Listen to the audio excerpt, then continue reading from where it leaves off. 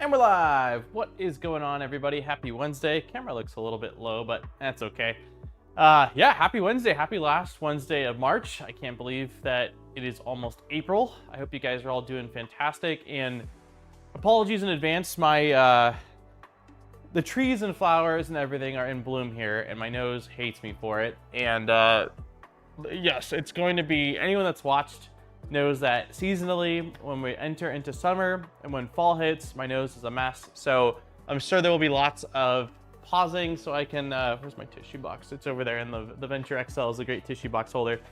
So apologies in advance, but yeah, we are back with the MK4S to Core 1 Plus conversion. We made some good progress last week. I'll kind of go over where we're at, and then we'll get right into it and try to make some more good progress today.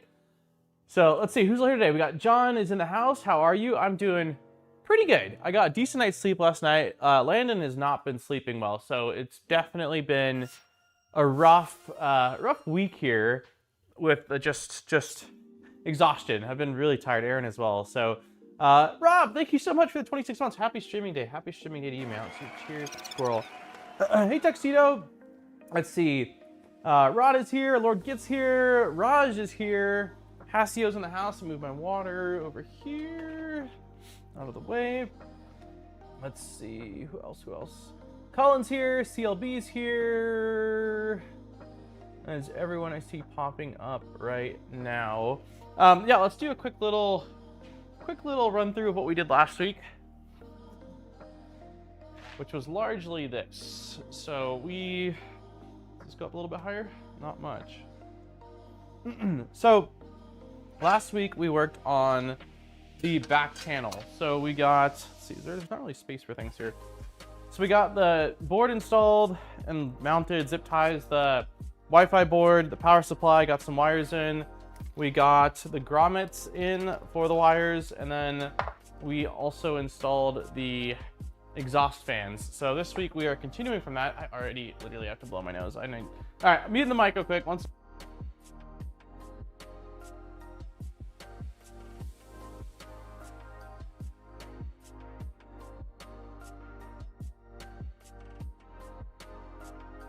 We're off to a good start. I made it exactly 2 minutes in. So yeah, so we are going to continue off of that. And the first thing we need to do is remove this from the equation and grab the bottom panel. Oh no. Man, I was like feeling okay. Then I hit go live and it's like, all right, allergies attack. Okay. So let's put the base right here.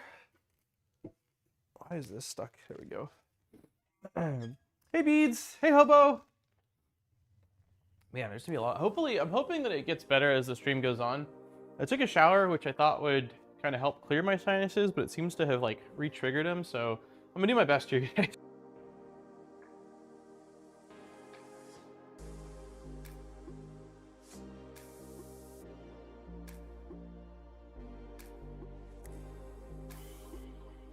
Raj says, check the manual for the cables at the bottom of the power supply. You need to reroute them.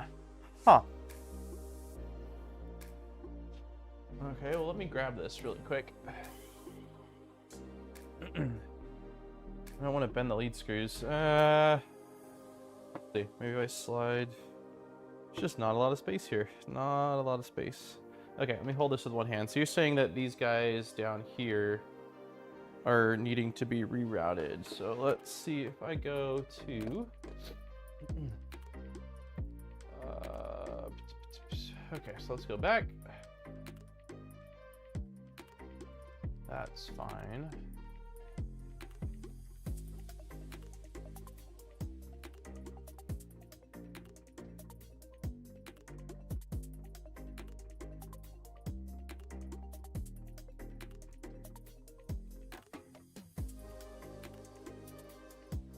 What am I missing?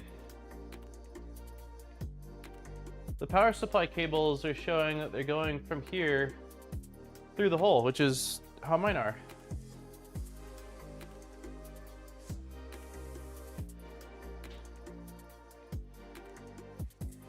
there something I'm missing?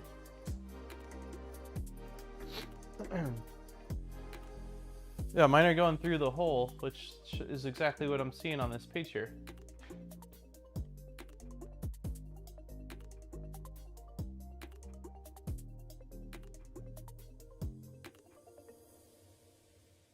This seems fine. What are you seeing, Raj, that I'm not? Have they changed it? Mine don't come out the hole. I don't know. But yeah, I did follow. I remember following the instructions on here. We'll leave it for now. When it shows like more of the wiring, we can check again. But I was pretty confident that that was correct based off what we saw. I thought it was a little bit weird because like they had us install a bunch of grommets, yet these wires go out a hole with no grommets. Somebody in chat last week said that they ended up adding a grommet there just to have one, but it seems like that's what the instructions are showing. So I don't know, maybe, yeah, maybe things changed. Hey Steve, if I didn't say that already. Hey Beads, if I didn't also say that. I can't remember. All right. So let's move forward then for now.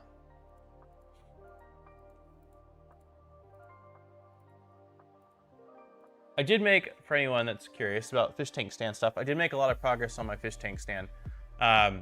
It was a lot more work than I expected, largely because 2x4s from box stores like Home Depot are the most crooked, twisted, not nicely made 2x4s in the world. They're just really, really bad. So I had to reassemble it a couple times. But I can show you guys. I'm gonna show you guys real quick because I'm kind of excited about this. Let's see. It's tucked behind the big printer on the ground, but here, let me see. Boop, boop, boop, boop.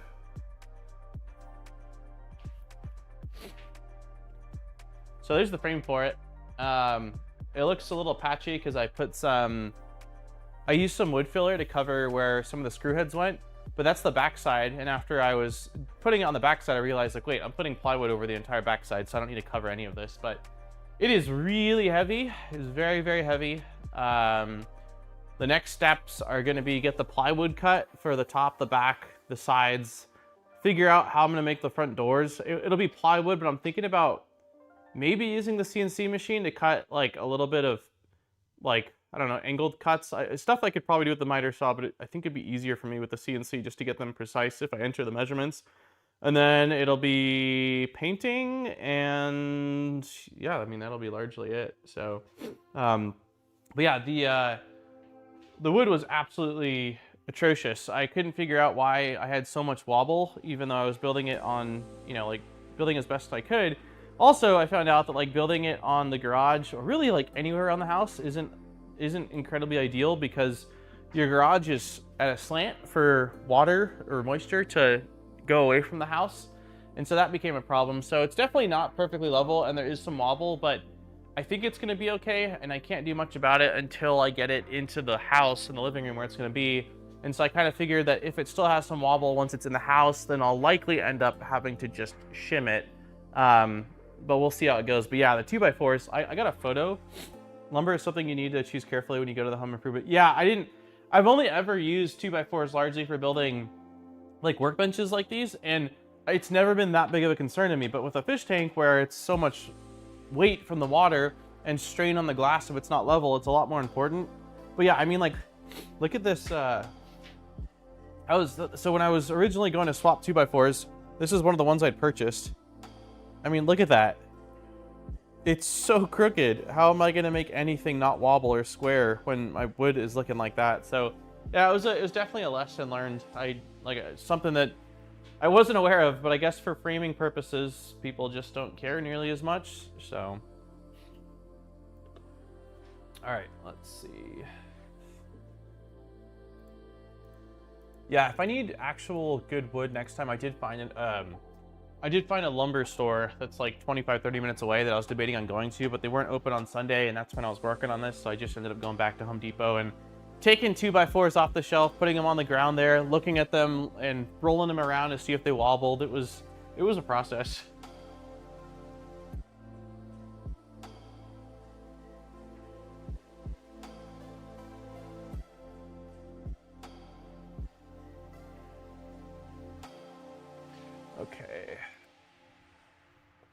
Yeah, I'm definitely next week we'll take allergy pills before. Okay, so I already took out all the pieces we need.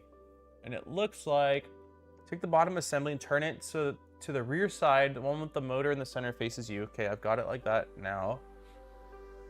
And then it wants us to focus on the right rear corner, the side with the longest oval opening. Attach the rear profile using the edge. And without flanges. Okay, so let me grab this. Move you guys around like this.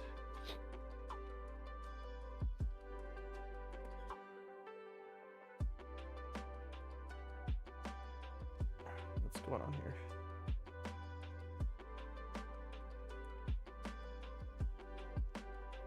Okay. Hey, Tin Talon. Once the steel straps are off the 2x4 bundle, they immediately start getting crooked. Got it. Yeah, I was kind of blown away. Kind of blown away with how bad the 2x4s were. Okay, so it looks like this guy just kind of is going to be floating right here. Attach the rear profile, align the holes in the rear and secure with the... Okay, so let me get the screws out.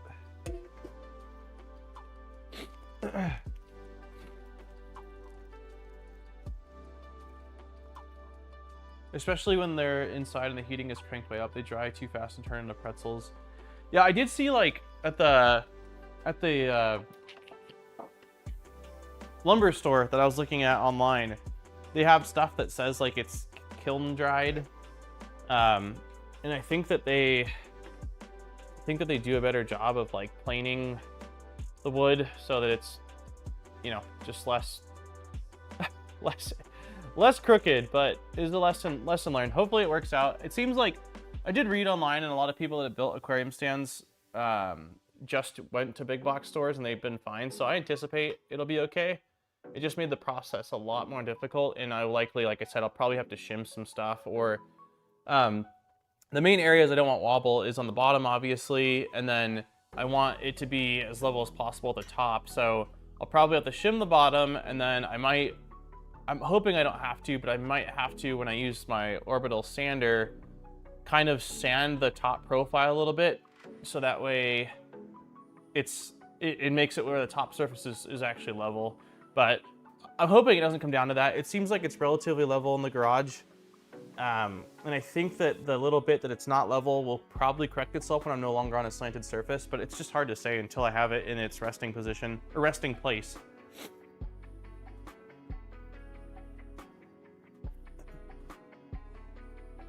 Out in the sun is also bad. Yeah.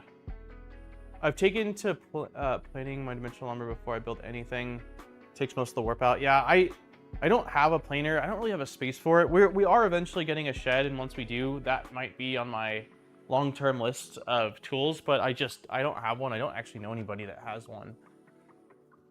Okay, so align the holes. Secure the corner on the other side with a second set. Each corner will be secured with two. Okay, so let's do... Yeah. Wait, what?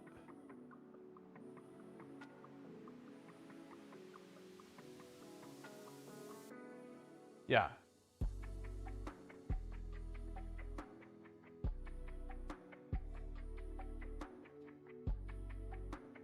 Something seems off here. Maybe not. No, I think it's just, I think they just changed perspectives on me. They're looking at the other corner now. Okay, we'll give it a go. Okay, so here's our other piece, which is going like this. Let me get my screws out. I see a red Foreman wobbly kitchen table situation coming. I hope not. I really hope not. This whole thing's been just kind of a pain in the butt. I'm really excited to get the aquarium set up, but for anyone that wasn't aware, like I bought a fish tank stand off Amazon and it split on me. And it's also made out of particle board, which I don't love because particle board, if it gets wet, just sort of deteriorates, and it's clearly not good when I have an aquarium on top of it. And I just know from my past experience with aquariums that there's going to be some water dripping, like, you know, during whether it's cleaning or just me reaching my hands in or whatever. And So I'm hoping, why is this? Hold on. I'm hoping that this works out. This is not clicking into place. That is crooked. What is going on with this second hole? Okay, let's try this again.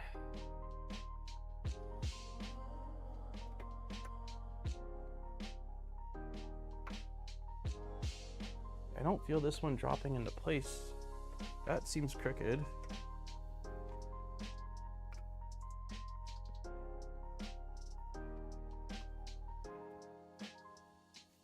Okay, let me take off the first one and see if I can get this one aligned. Or at least loosen it a little bit. Hole looks like it's pretty dang aligned.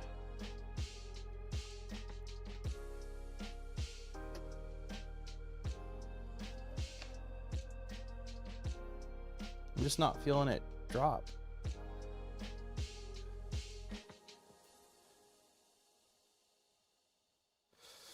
Okay, it seems like it's good enough. Okay.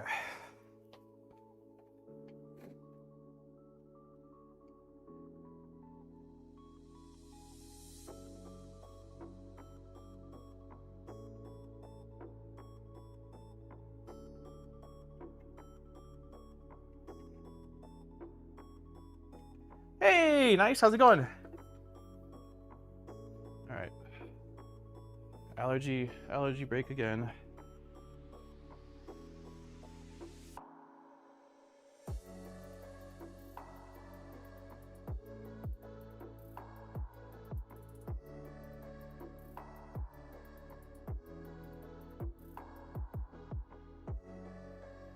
It's a very functionally drying. Kiln drying is expensive, drives up the price of lumber. Yeah, the price, I mean, the price of the lumber, they didn't show it on their website for the lumber store, but I have to imagine it's more expensive. But honestly, in this case, for this, I would have gladly paid more to get more dimensional stable wood, or just precise wood, because I basically built this whole thing and then took the entire thing apart and rebuilt it. So there's like way more holes in it than before, than there should be. So like, I mean, I probably spent an extra 3 hours on it than I would have had I just had, you know, wood that was not all twisted and warped on me. Yeah, my allergies are really bad right now. Everything is in full bloom in the backyard. There's like seeds blowing around. Let's see, do I have a photo? Yeah, so this is from one of our trees back there, the fruit trees. Like, everything is in bloom. It's really pretty, but my nose just hates me.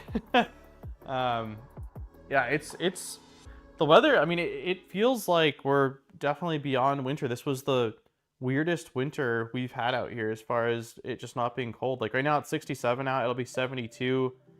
And then we are getting a little bit of a drop in temp. Next week, like, the highs are in the upper 50s, lower 60s with lots of rain, which will be a nice change. The rain usually helps my allergies. Once it rains and, you know, everything kind of stops flying around for a bit, it helps a lot.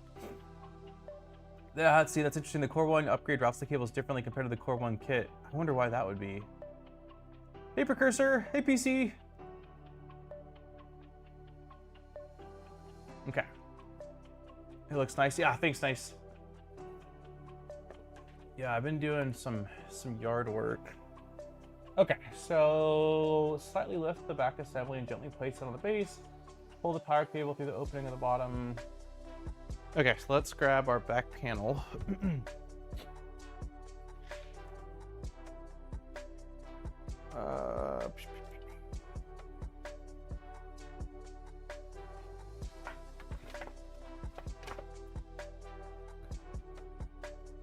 That does not feel very safe. That's gonna fall.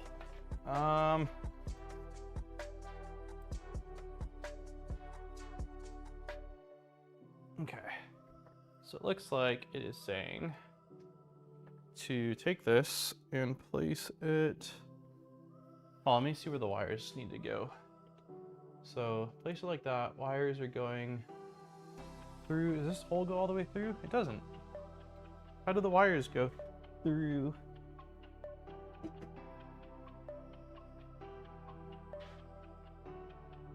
What am I missing?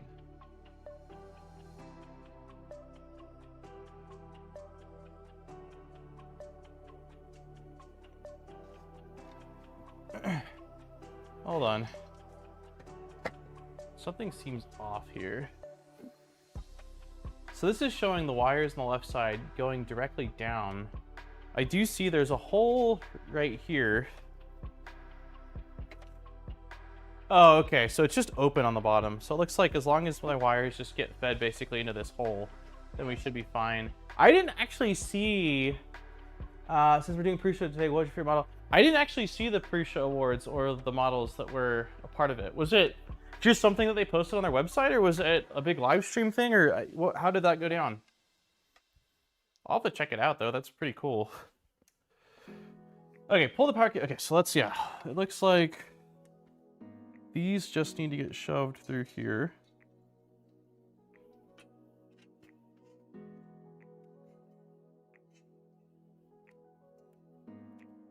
Okay. And then does this just...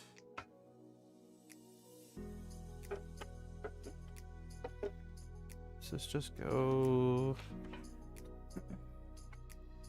Looks like this kind of just sits like... Okay, we're not going down. Am I pinching a wire? Maybe? Okay. Okay, everything seems aligned now. But now what do I do? Insert one nylon through the rear panel, rear profile on the top right side. Let's see. Okay, so we've got these rivets. Where did my rivets go? Here they are.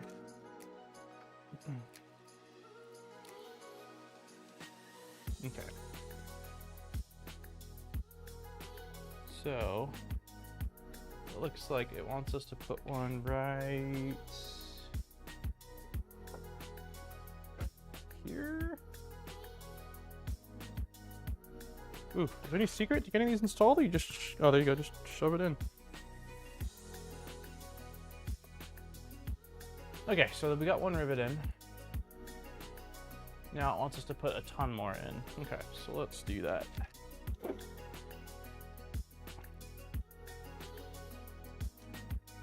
Okay. Let me move you guys so you can see a little bit more on what's going on. It's a little dark back here. Might not be able to see so well anyway, but...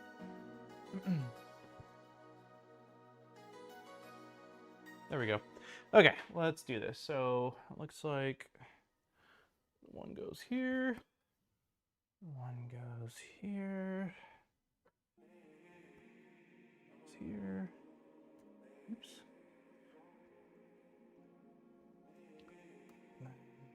At the bottom. One in the middle. Let's see. No weather. Wait, what did I say? Nice weather here is 40. Oh, wow. Yeah, a lot colder there. Yeah, it's been warm here. It's been really, really warm.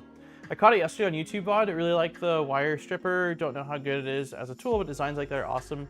Okay, cool. So they did like a video hangout series thing for it. Yeah, I'll try to put it on when I got some downtime and just at least scrub through it. Nice! 46 months, man. Thank you so much. It's crazy. Almost at 4 years, man.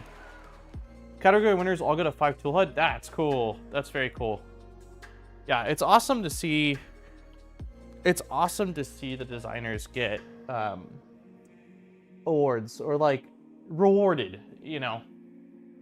Because in reality, like, yes, you know, we can design, people can design their own things.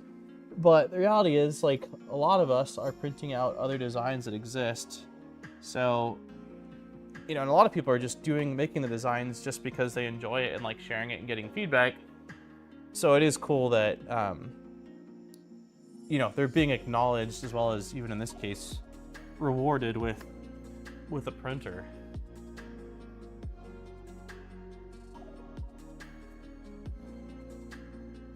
Why Why are we not going in? This is slightly off. Slightly off. Can I go at an angle? I can. Oops. Okay. And bam. All right. We have got our rivets installed. It was a total of, looks like 8, 9, 10, 11 rivets. So let's put these back in here because there's a lot more. Hey, Lisa.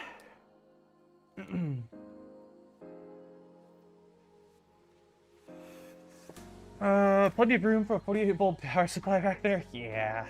We're gonna build this thing stock, man. I really just want to run it as the good Joe intended. Install all 11, yeah, install, okay, the self-tapping screw. So this is going right on the bottom there, and it says, don't over tighten to avoid stripping and a self-tapping, okay.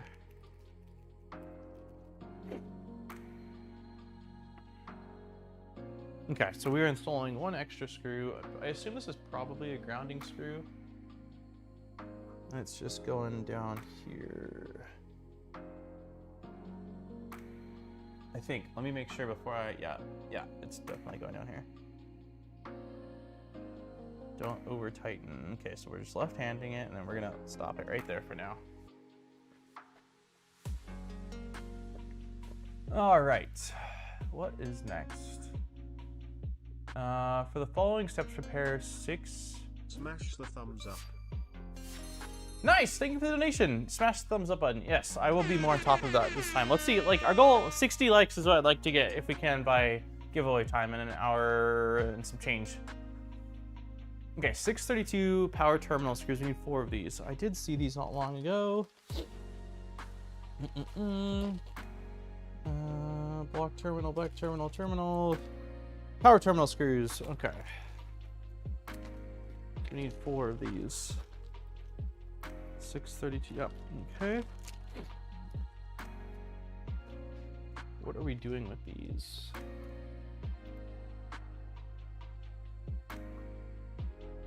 Okay, so cables are going through the hole on the bottom, which we already have. So, okay, basically I need to pull these cables up from the other side. So let's, I'm gonna lean this,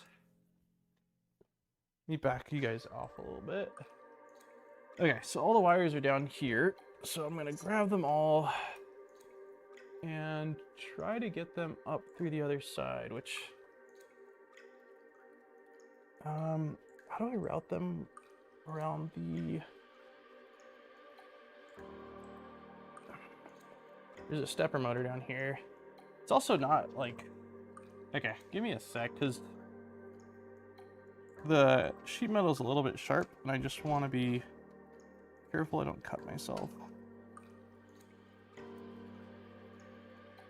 Okay.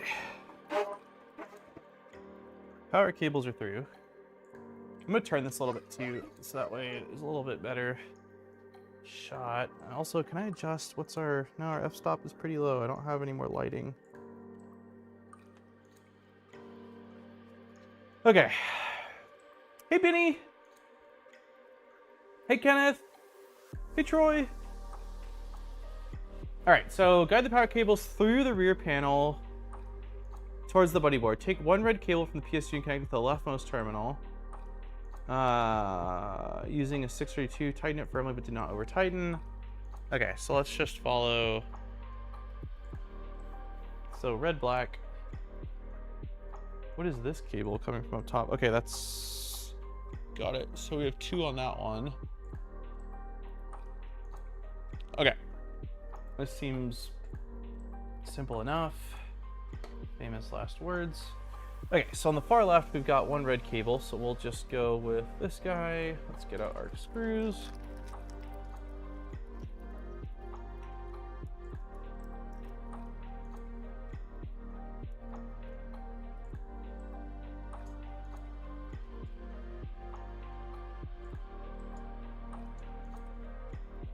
Okay. I think it's probably easiest actually if I start the screws, because it seems like these terminals, or these connectors are like the exact size of the threads on here, so they don't slide through, but they do thread through. So let me get them started. That way they won't fall out, and I'll have them hopefully right where I need them. Okay, there we go.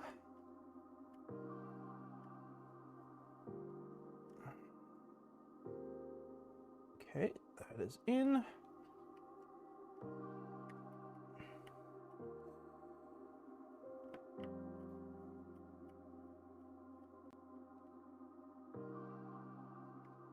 Okay, so for the next red one, we need to do two, we need both of these guys on the same one, and it looks like it has this guy coming in from the top. So let's get one of these screws.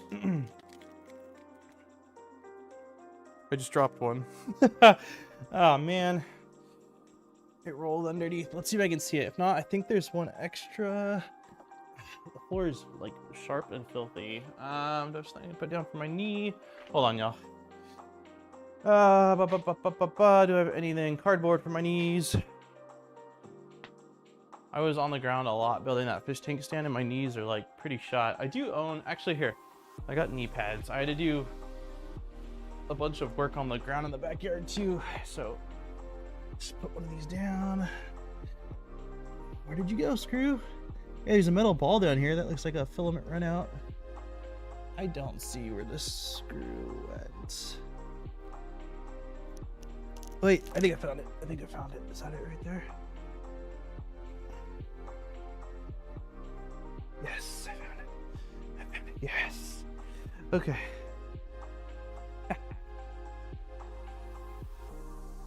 All right. Let's try this one more time. So we're gonna start it on here. So through this one, that's a little bit wider. And then into this guy. Let's get it threaded. Come on, baby. Okay. Now I shouldn't have to worry about it falling. Actually, let's get one more screw. Oh no! Dropped another one. I see where it went though. We've been doing pretty good, I guess. And to be fair, like this is really the first part of this build where it's hanging off the edge of my workbench. So if it falls, it's going to go on the ground. Hey Matt! Oh, it literally dropped again. Welcome back, man. How you been?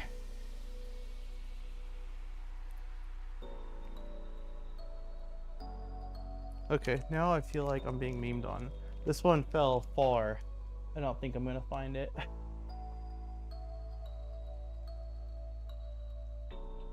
Yeah, I think we lost one, but I do think there's one spare based off the number that there is. So let's just not drop any more. Okay. Hey, Matt, thanks for the gift of membership, man. Cheers. Kenneth, you got it. Let's do Hadouken. Thanks, Matt. Okay, so let's get this last one started as well.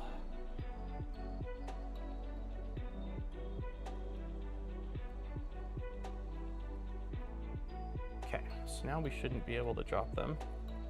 And let's get this guy lined up right about there.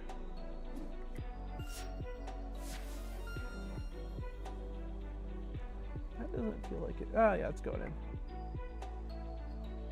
There we go. That seems pretty good.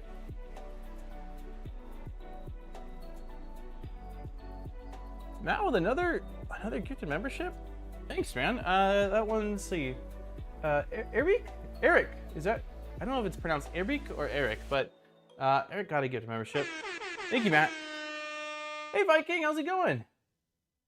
Who here watches those 3D printing Porsche videos and do got offered printers for almost every brand name in the business? I have not seen that. The only one I've seen is they're at like some of the 3D printing shows. There's was it a McLaren that they had?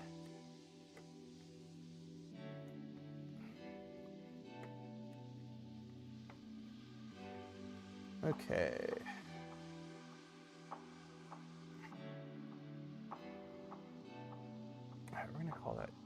good enough. Okay, so all of those are in, and then the last cable we need to plug in, I think, just goes right here. Let's see, make sure it's the right way. It kind of looks like it goes in like this. Yes, it does. Awesome. All right, let's do our... That was easy. Perfect. Watching a work live stream meeting and this at the same time. Oh my God. Multitasking to the max. Hey, Cody. It's going, keeping busy with Tinker Atlas every day. Nice, man. How are you doing? Pretty good, pretty good. Last Monday, my back has got issues from some car crashes I was in when I was a kid, and Monday it like locked up on me. So Monday I was in a ton of pain. Tuesday I was in quite a bit of pain, and like I'm finally over it. It seems for this session of it. So I'm thankful that I'm not hurting to lift things or just move. But outside of that, good, man. Just getting ready for the summer. Getting ready for like yard stuff, garden stuff. It's been fun. Okay, we need a stepper splitter found in the electronics and chamber parts package. That might be here actually, yeah. Stepper splitter. You look like a stepper splitter. And a stepper splitter cable found in the electronics and fasteners package. Okay, so we have our board. And then this must be electronics and fasteners. And this looks, what does the cable look like? It looks like, just kind of looks like a stepper cable. Let's see. Is it this guy? But LCD cable, buddy, stepper splitter cable. Yep. Sweet. Okay.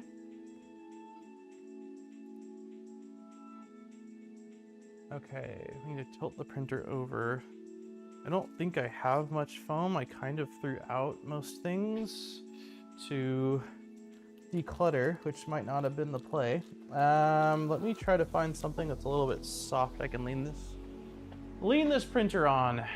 Sometimes I keep a t-shirt out here for dusting. Let's see. There's a piece of foam here from this big printer. I think this will work. Okay, yeah, I could try this. It's kind of huge. Let's see.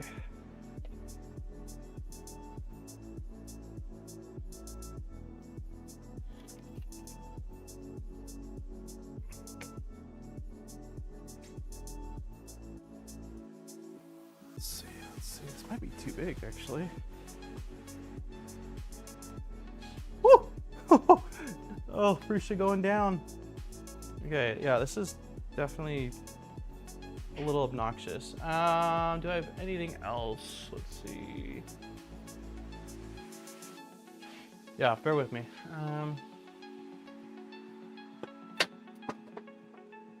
This is all like old. Let's see.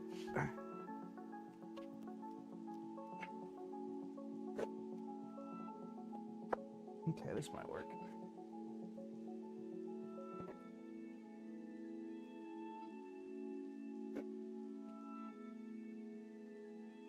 I could have, I guess, torn off this piece of foam. That might have worked, but let's see how this does. That seems better. Okay. Zoom out a little bit.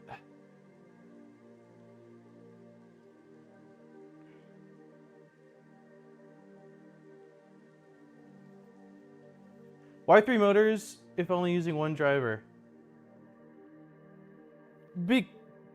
Oh, you mean like they could have just done what a lot of the other companies have been doing, where they just use a single motor and 3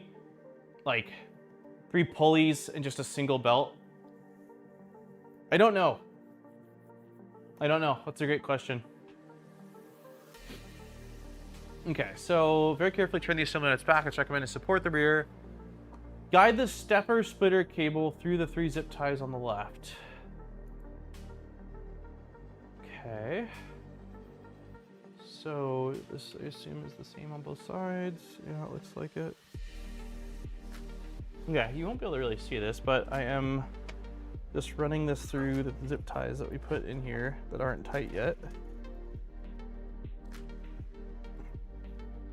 Okay. And then leave the side with the label hanging freely. Okay, well I did that wrong, so let's do that again.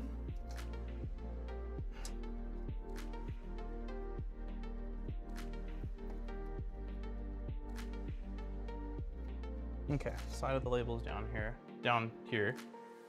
And then it wants us to guide the Z-axis cable through the 3 zip ties as well. Okay, so it wants us to do, it says the Z rear. Okay, so now it wants us to take this cable, it looks like, and also run it upwards through those zip ties.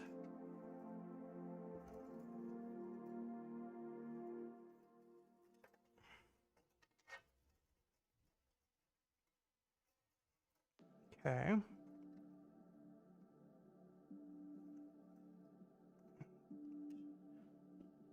Do not tighten. Okay.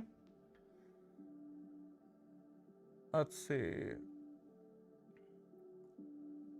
No tri-leveling. Yeah, no, I realize that. It can't tram itself.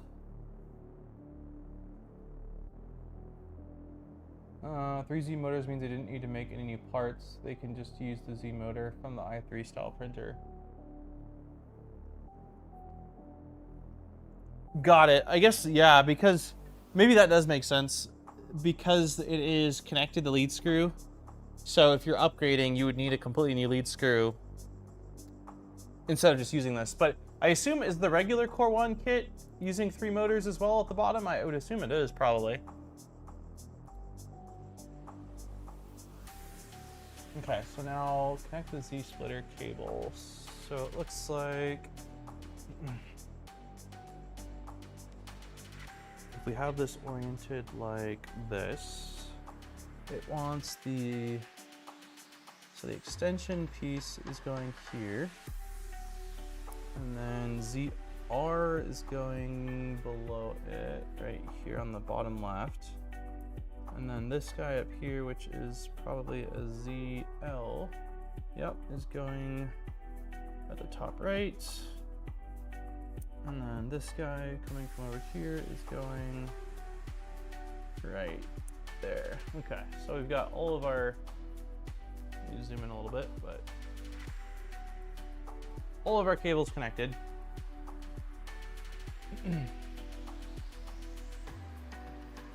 Core 1 is as many existing parts as they could use. Got it.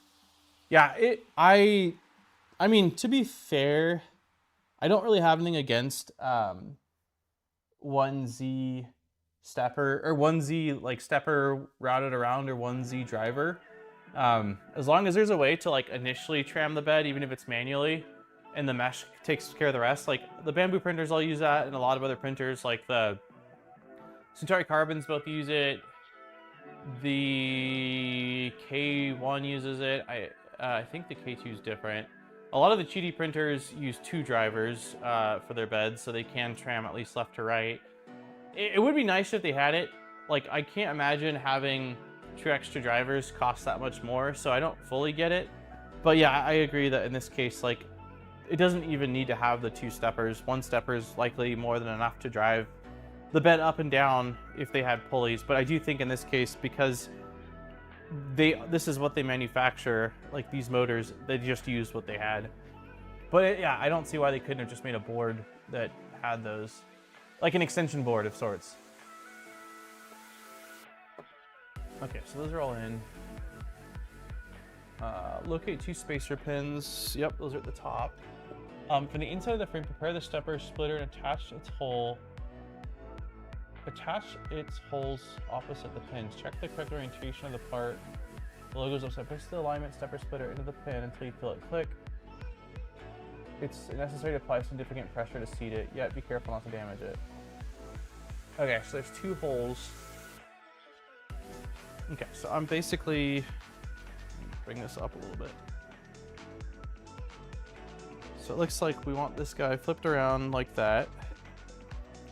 And then we are just going to align the holes, make sure there's nothing, no cables in between, like that. Can't tell if the top one is really can't tell if the top one. Yeah, it seems like it's aligned.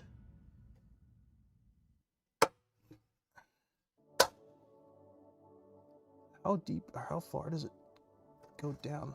Is that it? I think that's probably it. It keeps it pretty elevated.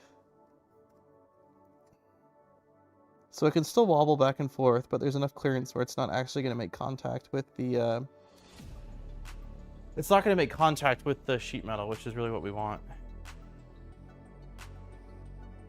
Yeah, it seems like even when it's bolted on, it stands off pretty far. Yeah, which I can see here. There's a pretty big gap. So, yeah, I think I did that correctly. I don't want to push it any harder. It did make a little popping sound, so.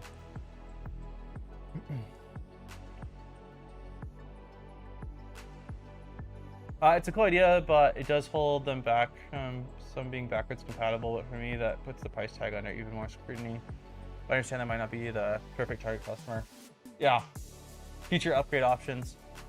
Yeah, it would be, I mean, they're already using extension boards. Like the buddy board on this comes with an extension board, so I don't see why they couldn't have just had the buddy extension board include 2 new drivers. So, yeah, I don't know. I remember when they announced it, there was people in the like replying to it like, wait, it doesn't tram itself? Okay, so next we need the LCD cable. What do we need? 2 cables. LCD cable and the main FE cable. Okay, so that's our ground. So I got our screen cable right here. I have a confession. I might have eaten all of the gummy bears.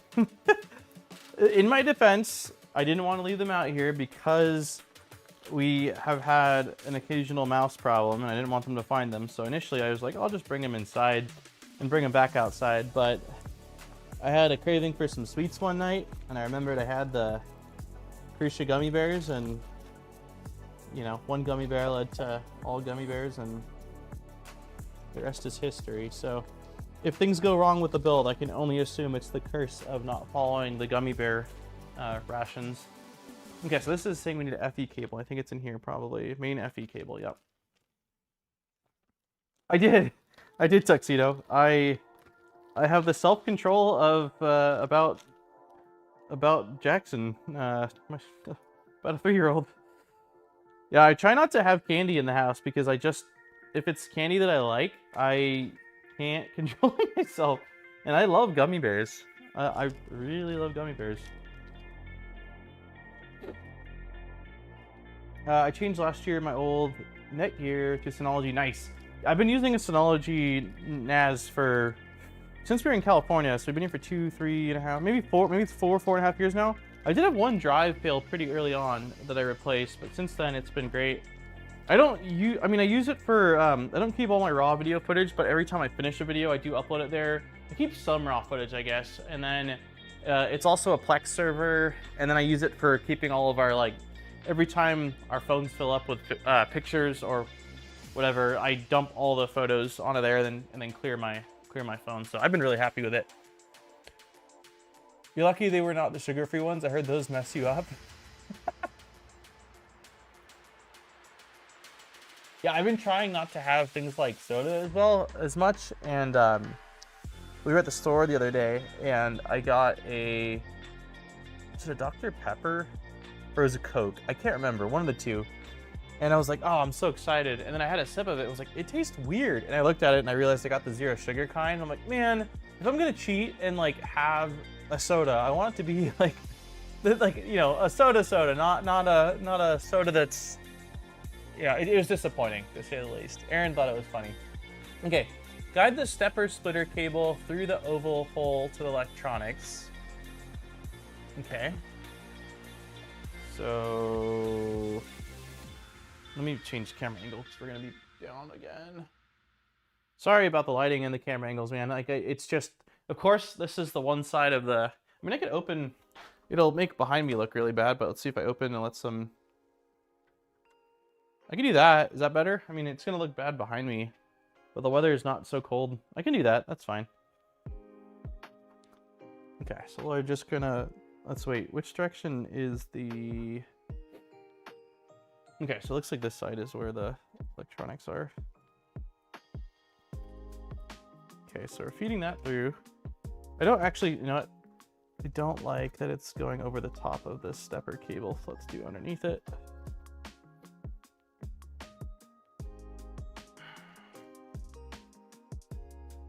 It's bad for your allergies. You're right. It is completely still outside right now, though, so I'm probably okay. I won't leave it open the whole stream, but right now it's definitely helping to light up the area. Okay, take the end of the LCD cable with the QR code label. So where's that? We got our LCD cable. We got a QR code on this side. There we go. You can see the QR code.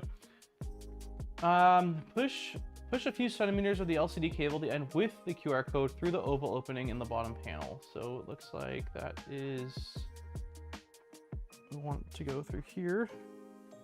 It says a few centimeters. That is not going in. Why are we not going in? Oh, because there's a bunch of freaking cables. There we go. Okay, and then it says cable must slightly fold to pass through the hole. I disagree, it didn't have to really fold.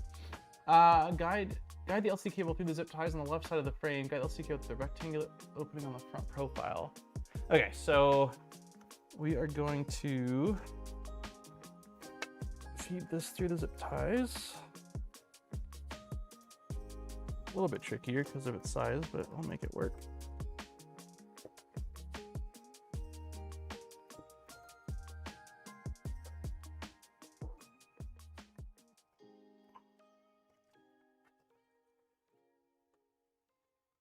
Hey, terminally. Okay. This is not wanting to move. There we go. Okay, so I've got it dangling up the top here. And it says, guide it through the rectangle opening in the print profile. Keep protruding approximately 6. Got it. Okay, so the opening is, like, you can see my finger up here. So we want this one to just go out like, definitely have to go sideways. There we go. Okay, it seems fine. Taking out the top.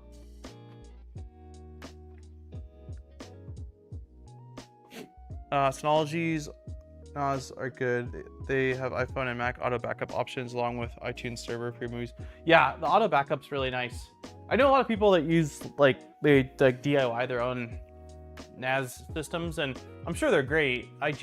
For me, there's certain tools where I'm just like, I want it to be as simple as possible. I don't want to spend much time customizing, configuring. I just want it to work. And so that was kind of why I went with it. And it's the 4-bay version. I don't know what the actual model number is, but you know, I got it on like Prime Day 4.5 years ago, something like that. Okay, lay out the FE cable as shown in the picture. So that looks like I have the orientation in my hand correctly. The connectors are numbered in the pictures to reference only. This numbering will be used in the following steps. Note, we'll always indicate which connector to use in the following steps, however it's good to remember the overview. Okay. So number 3 is going, hold on, let me go back really quick. Number 3 is this guy, and number 3 is going the little piece sticking out down here. I don't know if you guys can actually see it. No, it's right, you can't see it, it's down below, so let me just plug this in. A little awkward.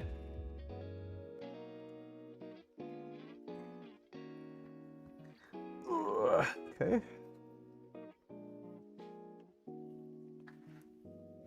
69 watching, only 35 likes, smash the like button. Yeah, our goal is 60 likes. So if you've not hit the like button, it is time. Okay, so we got that cable on. Next, we're taking the number 2 cable. So that is this guy, and we're shoving it through, shoving number 2. Let me zoom out a little bit. So number 2 is going up through this hole. Yeah, that is tough to fit in. It's because all of our motor wires are there. Okay, I think it's like hopefully up there far enough to where we can find it in a minute here. See what I'm doing. There we go.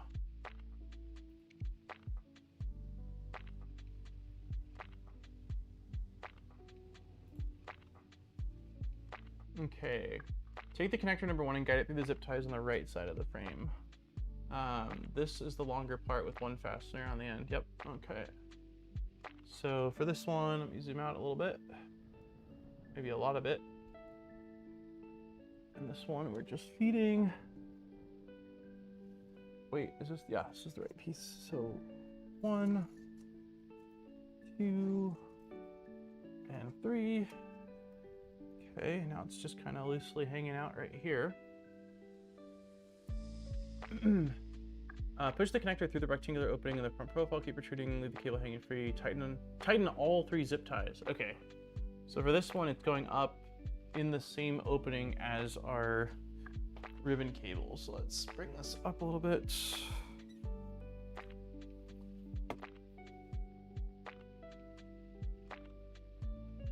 Okay, hold on, move you guys, I don't want my tripod to fall.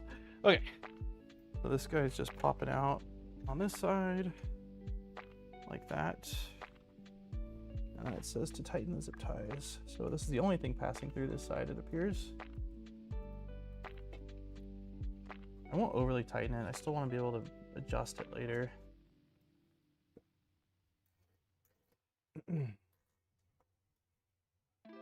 Hey, Mad Dog. Come on. There we go. Okay, so hopefully I can still, yeah, I can still adjust this. I actually need to tighten these a little bit more. I don't want it to be able to slide, but I do want them to retain the cable a little bit better. Okay, so at this point, we've got that cable through, and I'm just going to grab some flush cutters. I know I have like 2 pairs right here, yep.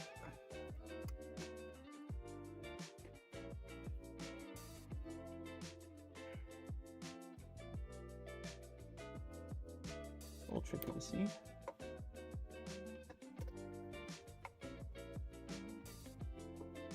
All right, let me throw these in the trash. Okay. All right, what's next?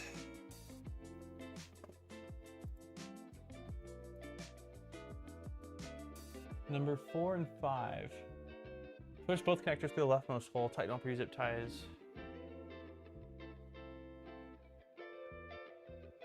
Huh. 4 and 5. Okay, so it looks like 4 and 5 are getting shoved through.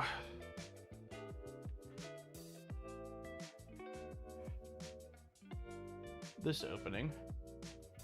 So we're just gonna take these and I'm gonna go under the stepper like that. And then we will just try to feed these in here.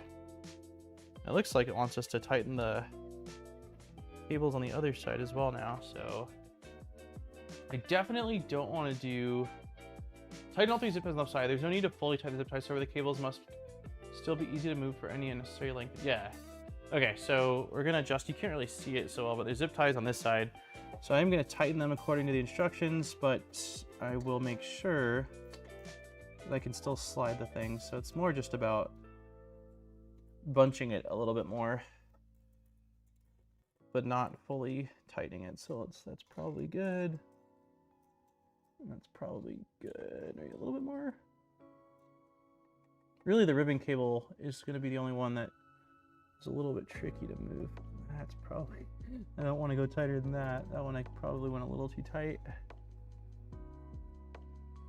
I think we'll be okay. Okay. So I'm going to cut off the ends on this side.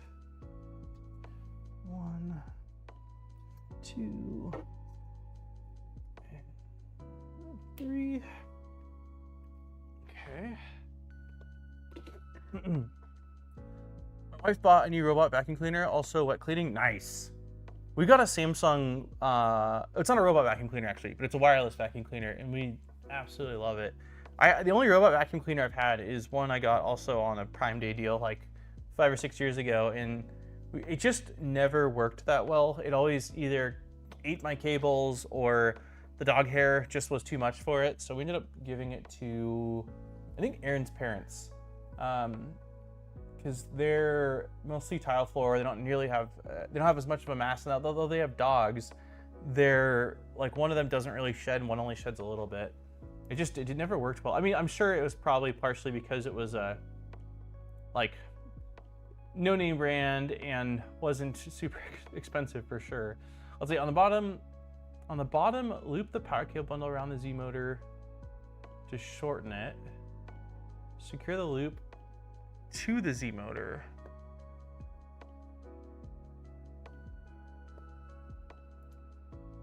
Oh, got it. So not around it, like behind it basically. Okay, I can do that.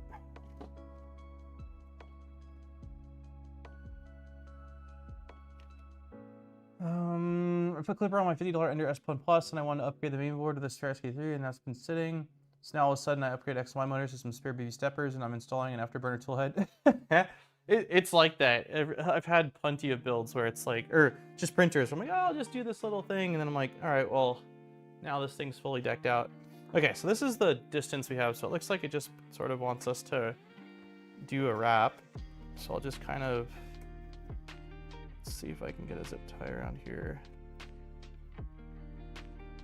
So I think what I'll do is I'll just get the zip tie started. And then I'll try to kind of pull this in. Okay, that should be, I mean, it can still make its way out, I suppose, but you know what? I will do one more zip tie and tie it here. Let's see.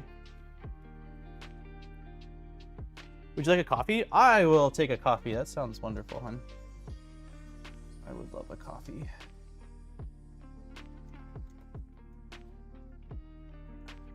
Come on.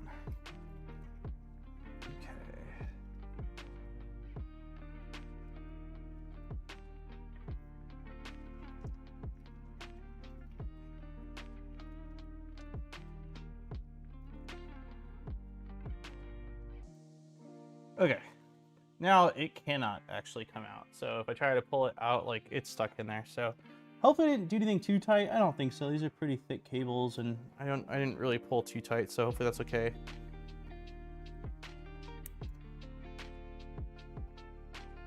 It's mostly, what's in this bunch? So it's our 24 volt cables and then our steppers also caught in the mix, but it looks like even if it's pulled fully, it's not actually putting strain on the motor itself where it meets the motor, so I'm pretty happy with that. Next thing I think we need to do is probably get those ground cables attached. So let's see. Carefully lift the printer upright, yeah. So let's do that. We will, let's change cameras actually for a sec, even though, yeah, oh, it's not too bad.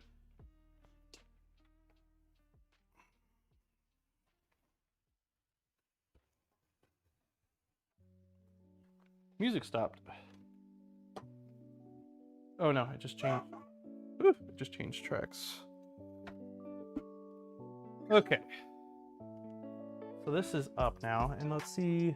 So we've got our one ground cable here, and then our other two are sticking up right here. So it does look like I was able to feed them through sort of okay. Let's see where they need to go. I posted a picture on Discord of the vacuum. For sure, scope creep, I believe it's called. Yes, but I have the time and I have the parts to be good to go for a while after all this. Yeah, I mean, there's nothing wrong with it. I mean, it's what I was doing even before I was making videos. Like I just, if you have the parts and it's fun, like I don't know. I've mentioned before, I love having printers that I don't tinker with or do anything with, but I also really enjoy the upgrading. It's such a rewarding process. It's not homemade coffee. Work call made me keep streaming in the background, missed everything except the allergy. Oh no. Oh no.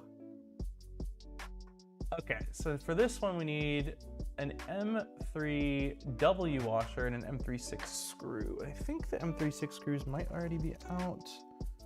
No. No. No. These look like M36 screws. It's because they are. Okay, so the only thing I have to find is the M3W washer. Let's see.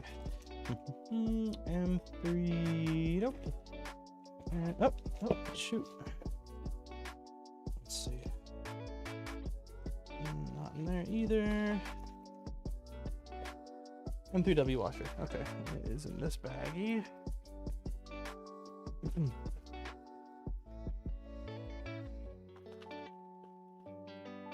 M3W, yep.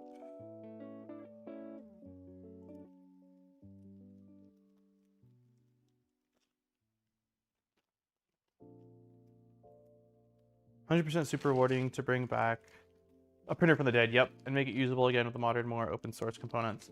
I mean, like I have, I still have a Ender 3. I just found it the other day. It's on the rack in the garage, but it's so messy over there that I was like, oh, hello, old friend. But I think that one was intended for the Ender NG conversion, which I don't know if that's going to happen. But if not, I might end up doing something with it too. We'll have to decide what we want to do with it. All right, so we are doing, this is going on the board side, it looks like. Yes. Okay, so we are going to be grabbing the ring terminal and shoving the screw through it like that. And then I want to be very careful not to drop this. I think this is the right size driver. Yep. Okay, so I'm not gonna try to get you guys a close-up shot of this because it is in a very small, oh no, it popped out, hold on. It's in a very small section where I can hardly even really see it. Oh, come on. King of the dropping things. That is my superpowers. If it can be dropped, I will figure out how to drop it. Okay, there we go. Awesome. Okay, so we got one of our grounding cables in, and we've got another longer one here. So let's see.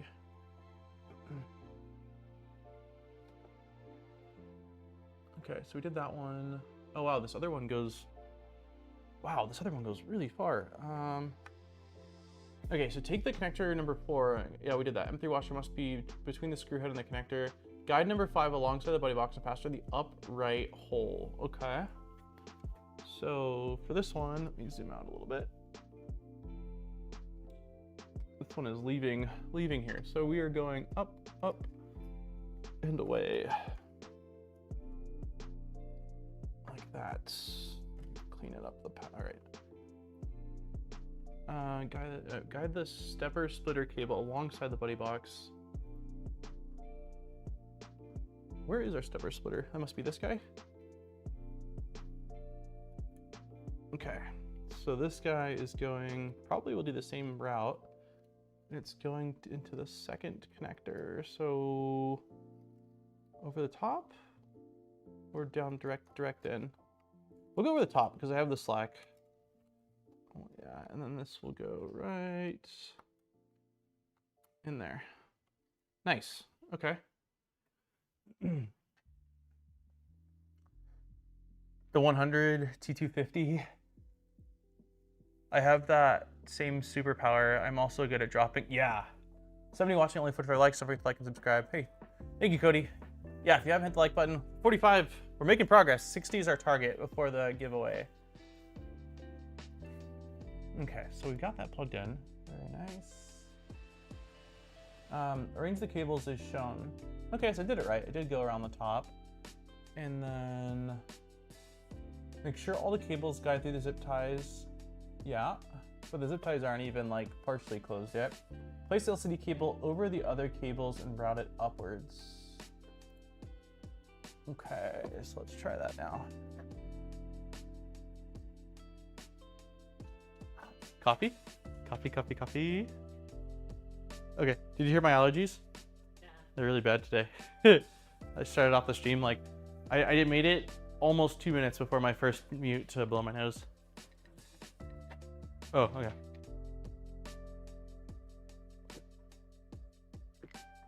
Delicious. So good. The sun came out. Oh, it's like out now. It was covered by the clouds a little bit. That's delicious. Thank you. I feel alive. Okay, so this cable, yeah, this cable's going, which direction does it go in? Does it go, I assume, to the right? Yeah.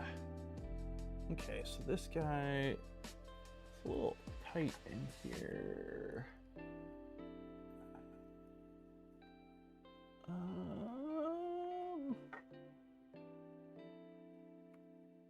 Okay, we did it. And it looks like they kind of, because it's two cables, they sort of have the cables just over the top of each other like that. That looks decent. It looks, yeah. It doesn't look too bad, if I do say so myself. All right. Is it possible to buy the index tool heads yet? They had, so I know they had like the Founders Edition, but that was quite a while ago. And then Nomads came in last week on the stream and said something about Friday. And I didn't really see anything on Friday, but then I started seeing on X or Twitter people posting like, got my Founders Edition, so or got my index order in. So I looked on like Prusa's website and on Bontech's website and saw the page where you were able to order, but I didn't see any way to add it to the cart or order it. So I wonder if like it was only open for a small window at some point in the morning and I just missed it, because I was curious to see what the price was. But I think the price I saw was like, was it $800 for the 8 toolhead version or something like that? Yeah, pre-orders only. Okay, so this looks good. Whoa, zip tie. Secure the cable arrangement by tightening the bottom zip tie. Okay, I can do that. Nice! With the 5 gifted memberships. Thanks, buddy. Thank you for the support, man. Let's see. Cody got one, Dustin got one, James got one, Cat Poos got one, and Solar got one. Thank you, nice. Well, the Candyman said it's messing with my brain. Chat and stream seem to be desynced. Not seeing any of the messages Daniel is responding to. Oh, really? I have a custom printer. I've been waiting for the indexes to come out so I can upgrade it. AliExpress has Born 2.4, 350mm kits. Holy cow! Do you think there are any better options around that price for that printer? I don't know what's included with that. That seems really cheap. Even if it's missing the Raspberry Pi as well as the hot end, that still seems really cheap. Can't wait for those to become available. Yeah, me too, me too. It was the order for the Founders only. Oh, so did you have to basically, did you have to have said before you were getting a Founders and then that was when you can finally pay for them? Is that what happened?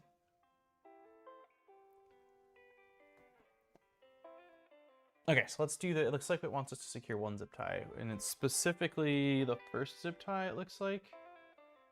The one that's right by, yeah, right in between these guys. So let's get it from out of here. And let's put it through here.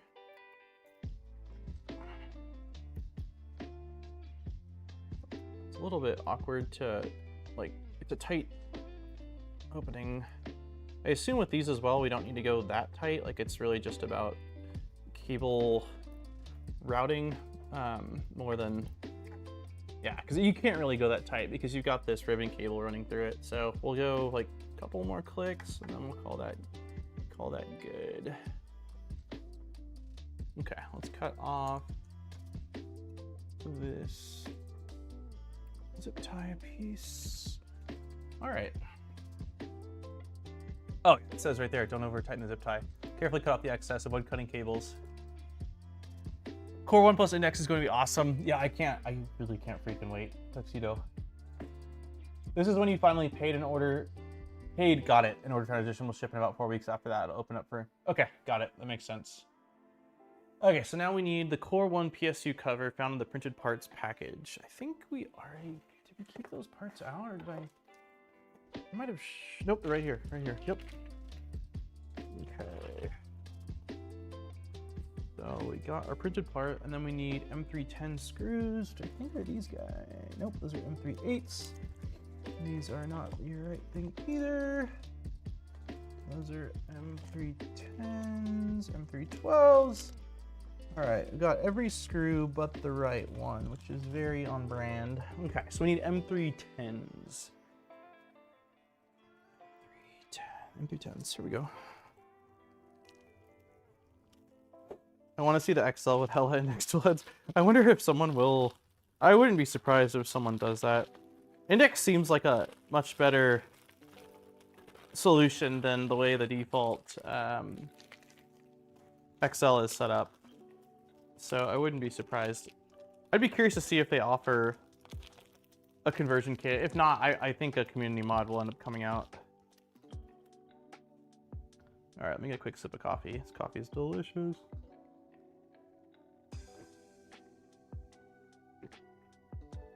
How many think you can cram on an XL? I don't know. I haven't actually had an XL in front of me, and I haven't seen Index in front of me as well. I know Index is crazy small, and I think on a V0 you can get, is it 4 on a V0? So I'd have to imagine like 12-ish, give or take. But that's a very like wild guess. Okay, remove the screw from the PSU. Do not discard it. Okay, so let's drop you guys down. Drop you guys low.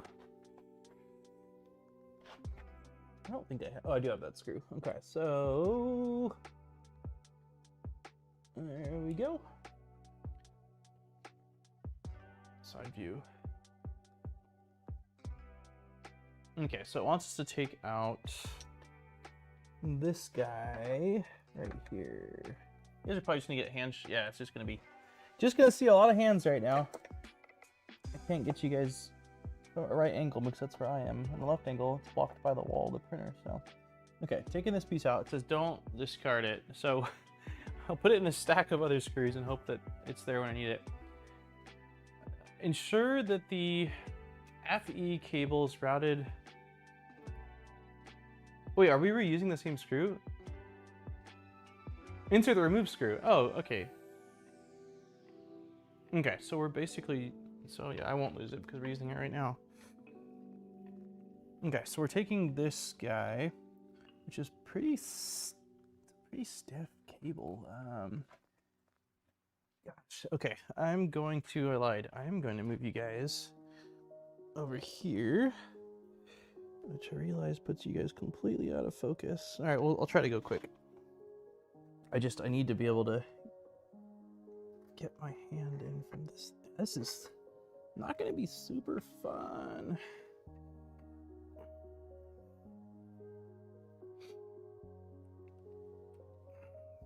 I wish this cable, I mean, I get it. It needs to be stiff, and it's also 2 cables connecting to it. But it is a very stiff cable. It does not want to play nice, and also it's hard to get. This feels like a situation where maybe tweezers would help. I also wonder if I can kind of try to get it aligned and then shove the screw through. You want to turn to the right, don't you, buddy? I cannot see chat right now as well, so if you're telling me something that I'm doing wrong, I won't be able to see it. Yeah, it just wants to turn to the right. Oops, and I threw the screw. It wants to turn to the right. Okay, so maybe if I shove this guy like that. Okay, we're maybe getting, okay, we're getting somewhere. We're getting somewhere. I'm feeling good. Feeling good about this. Let's see.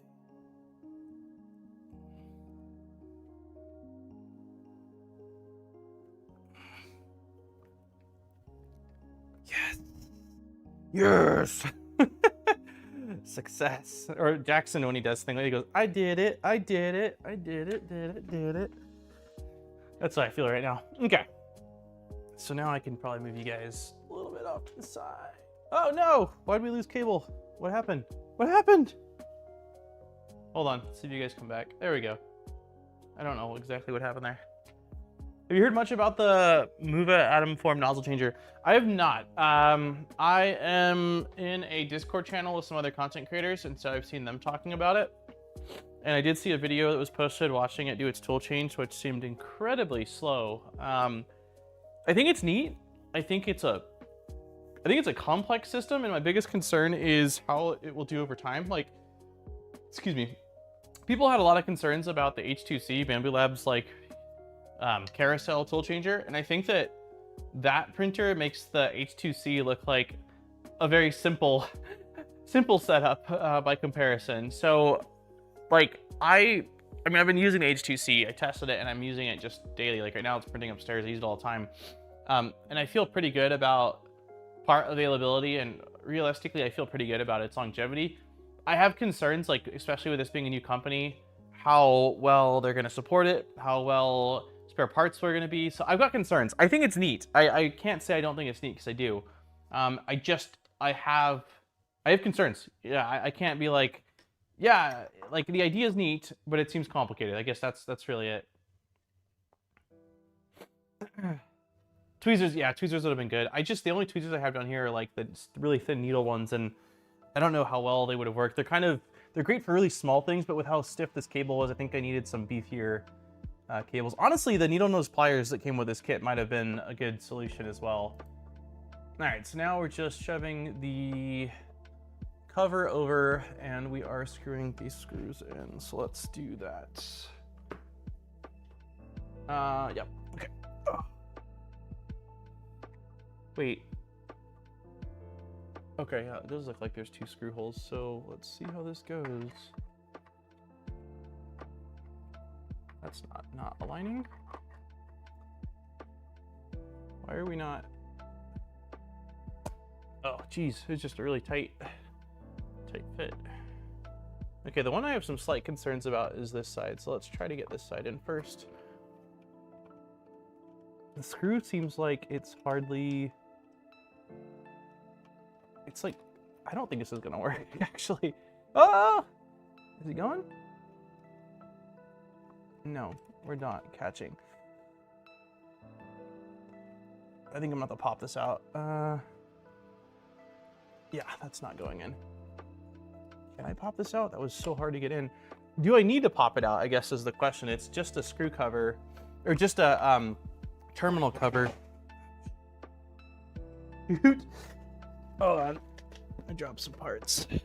So the little printed bracket that goes over, that sort of connects the main board controller sheet metal to the power supply. It looks like the printed part might have covered some of the threads, and so I think that's where my issue is. I might be able to, if I find a 2.5mm driver that's not this ball head, I might be able to put a little bit of force and get it in. Let's see, I don't see, yeah, I got one. So let's try this. But I'm almost, with how much like that just snapped into place, I'm not entirely sure that 2 screws is even necessary for this. But yeah, let me see if I get this and I put a little bit of force. That worked. Yeah, that caught. Yeah, I just had to basically push past the first like thread of plastic. So, okay, we are good. This one I don't think will have any issues. It looked like it was basically right where it was supposed to be. Yeah, perfect.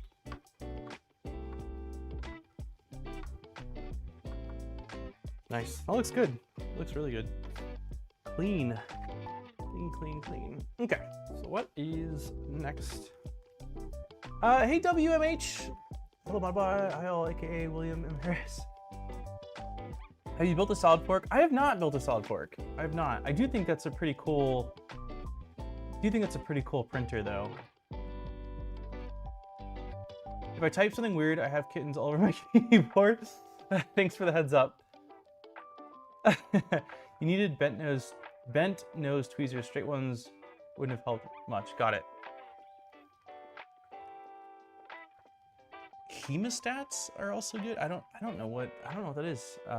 Tuxedo. I'm not sure what that is. All right, let's move on to the next page. Aww. For anyone that missed it, I already ate the whole bag. Ate the whole bag of gummy bears, so we'll just skip past that. Yay, back assembly is done. Heck yeah. All right. I'm very happy about that. What's next? Bedtime. Okay. All right. Let's see. Are we just installing? Okay, so we're like doing bed prep wire stuff right now.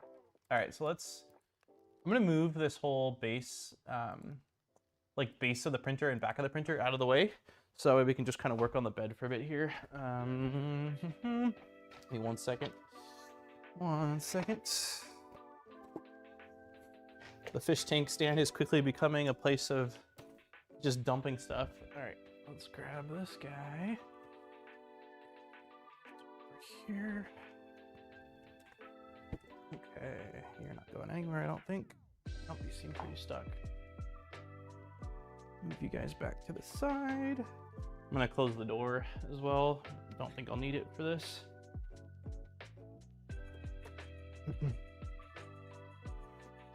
Okay. Side shot. Bring you guys up. Bring you guys down. Focus on my hand. Oh, it's pretty in focus. Okay. All right, so we need the heat bed. So we've got our heat bed. Let's not pull on the cables. Okay, heat bed is right here. We need a heat bed cable and so 2 cables basically. Zoom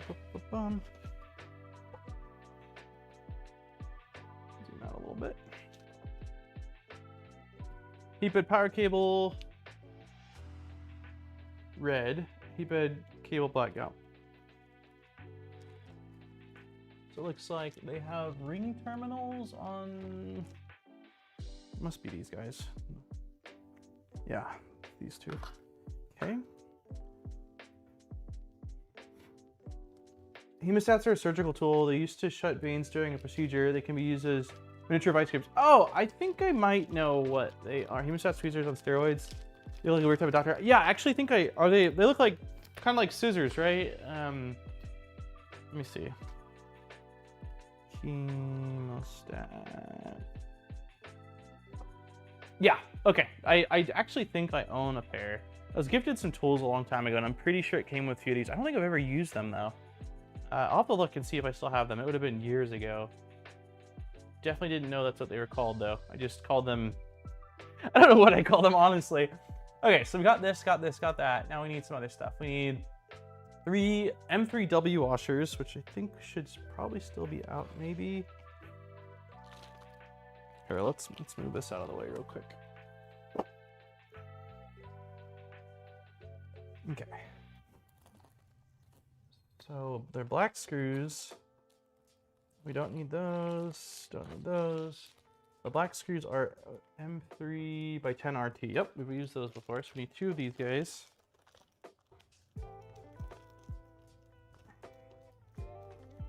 Come on, buddy.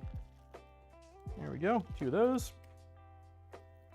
Don't need those. So we're just looking for lock nuts now and washers. So I must have put the washers right back because they're not out. So washers and lock nuts. And the lock nuts they call M3NN. M3NN nut. All right, so that should be in here. Yep. And then the washers. Yeah, cool. Washers are here too. Okay, so let's take out 2 washers. Okay, they're stuck on a magnet. One of them stuck on a magnet. Okay, other one's stuck on the other side of the magnet. Put this back in here. It looks like the garage has become a full-time build. Yeah, I'm not happy. Like, I'm happy that the lighting is way better up, like in here now. The lighting's actually better in here than in the studio for streaming purposes, except for like things that are really large. Like when we're doing electronics, I don't have light behind me, unfortunately. But of course, like all this stuff, like I'm not happy with the mess. Like it doesn't look nice. We are getting closer to getting a shed though. I'm waiting on, I finally submitted all my tax stuff, and like being a YouTube, like I work full time, so I'm like in the US, I don't know how it is everyone else, but like a W-2 worker, so like a standard, like taxes get pulled every month. But for all the YouTube stuff, nothing, like there's no taxes pulled. When Google pays for ads or like there's a sponsor thing, it's just, here's your payment. And so I always take, every time any money comes in, I take it and I take a big percentage of it and throw it into a savings account for the end of the year. That way, because I never know how much taxes I'm gonna have to pay. So usually I overshoot that number to be safe versus having to like take money out of long-term savings. So I'm hoping that once we get our taxes, when I go down to the accountant and like do all the tax stuff, that there is left over and we can get the rest that we need for the shed. So hopefully all this stuff will be out of here, but it'll still be months. We're planning on doing a concrete foundation, and then the electrician, when they installed these lights, they did a 20 amp circuit because I'd requested, like, instead of tapping it into an existing circuit, they did 20 amp circuit because I knew I was going to use low voltage LED for that. And so they're going to pull from the 20 amp circuit and basically run conduit before the concrete gets poured. So that way I can have it'll just be like a shared 20 amp between this and the shed. But I want to be able to charge like garden tools and have like an LED in there as well. So it's going to be a long process, but eventually this will be cleared up and I'll be able to like put a sign. I'm debating on building a wall-mounted arcade cabinet, but it'll look nicer in here regardless. It'll look a lot nicer in here regardless. But yeah, I'm not stoked. Like I wish it looked nicer for everyone watching the streams, but when I asked previously about it, like from everyone that was actually watching the stream, nobody cared. They're like, we don't care, man. Like as long as we can see what you're doing and we're all hanging out. So that made me feel a lot better about it. But the goal still long-term is get all this junk and lawn tools out of here and maybe like, yeah, put like a neon sign and then I dropped my stuff again. And then I'd like to build an arcade cabinet for the corner just to make it like, well, the arcade cabinet's for me, but just to make it look a little less cluttered and messy in here. So it's still a work in progress, but the lighting was the biggest thing that I'm quite pleased about now. So people can actually see what the heck I'm doing. Okay, let's try to leave that there.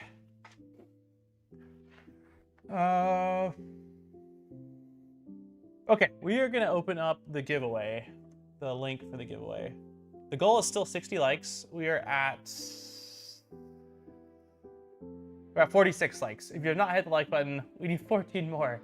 But yeah, I'm gonna open up the giveaway so that way we can get that going. Short URL. Boom.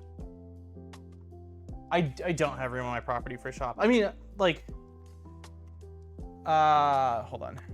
Okay, form is pinned in chat.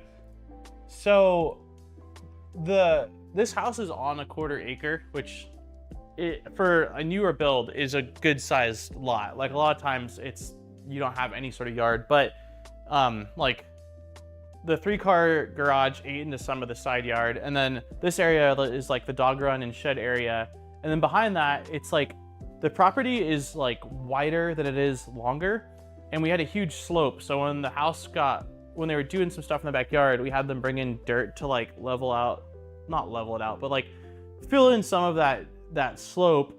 And then there's a retaining wall where I basically have raised garden beds. I can do like a video one time. It's easier to show a video than try to visualize what the heck I'm describing.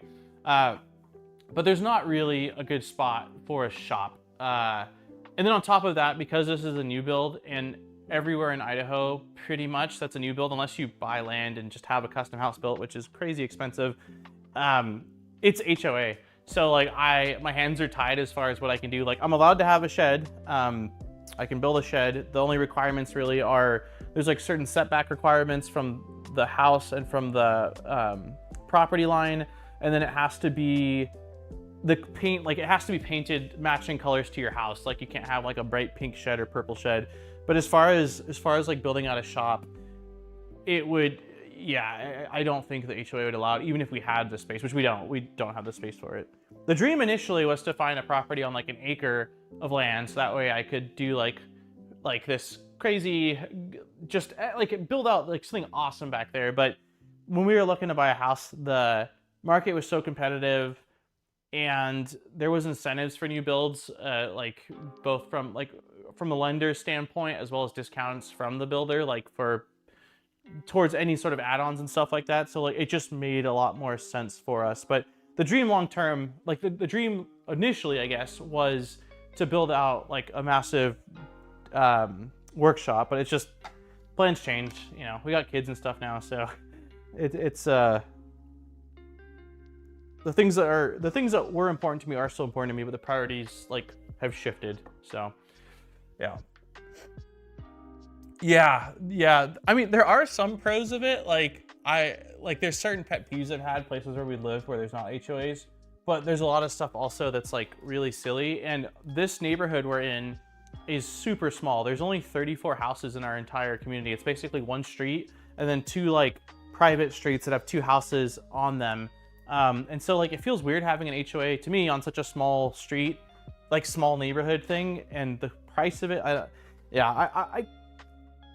If I had the choice between having or not having, I would choose not having. But it just was the reality of the situation we were in, was that it wasn't an option if we wanted a new build. Like it literally everywhere was just like that. So yeah.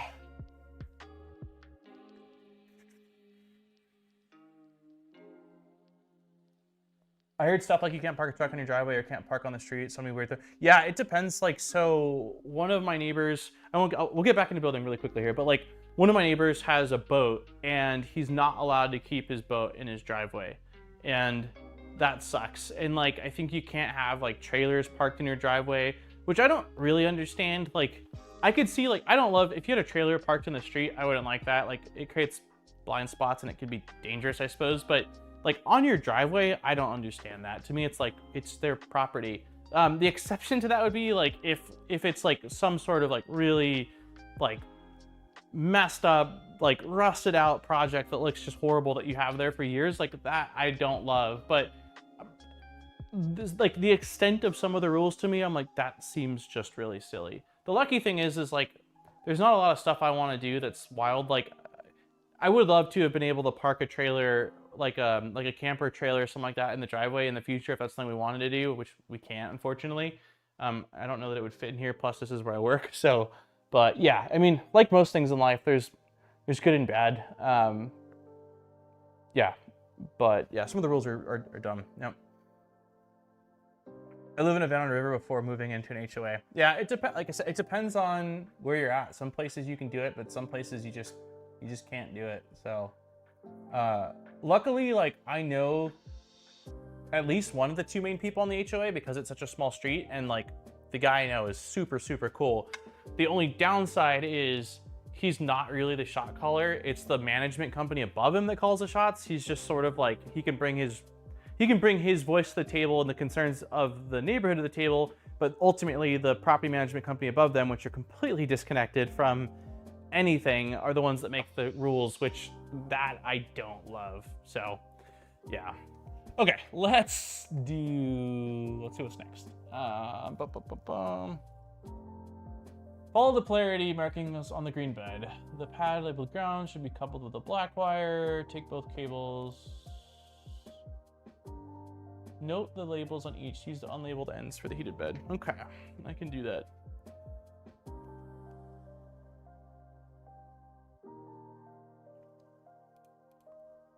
Yeah, I agree. That is one of the issues with the HOA is the buddy connections.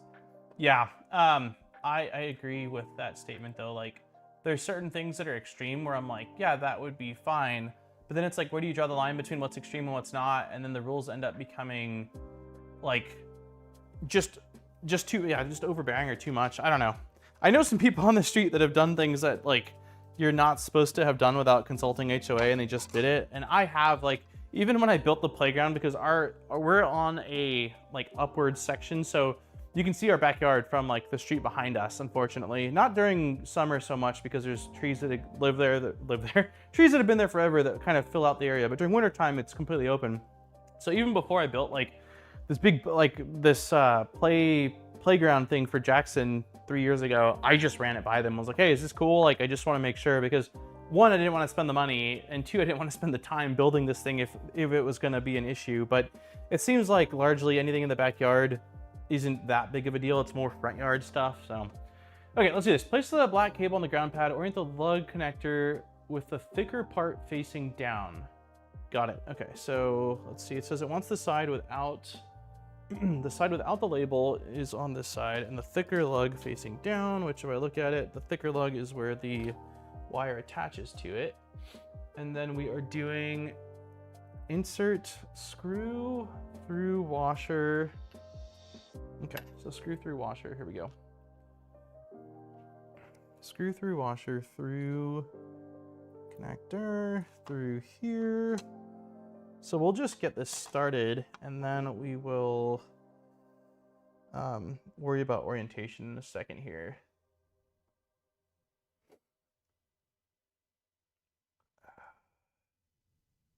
Hey, Acidify! How's it going? Okay, so I think we'll just use the needle nose pliers to grip this. Wait, where are they? Here they are. Okay, so I'm gonna grip the lock nut on the bottom without, oh, those are some strong magnets. Okay. Okay, so let's just start tightening this down. Oops. Scratch this bed.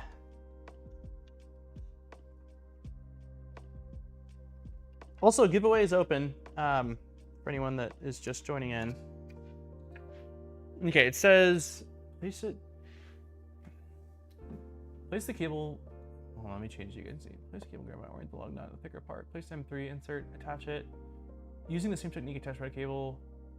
Okay, so it looks like it wants the cables to go favoring, like, yeah, inward, like towards each other a little bit, which this sort of just ended up doing that without me realizing that was the intention. So, we might be fine. I'm going to just quickly here, just tighten this a hair more. Okay, I'm calling that good enough. All right, let's do our second cable. All of the parts are stuck to the magnets. Okay.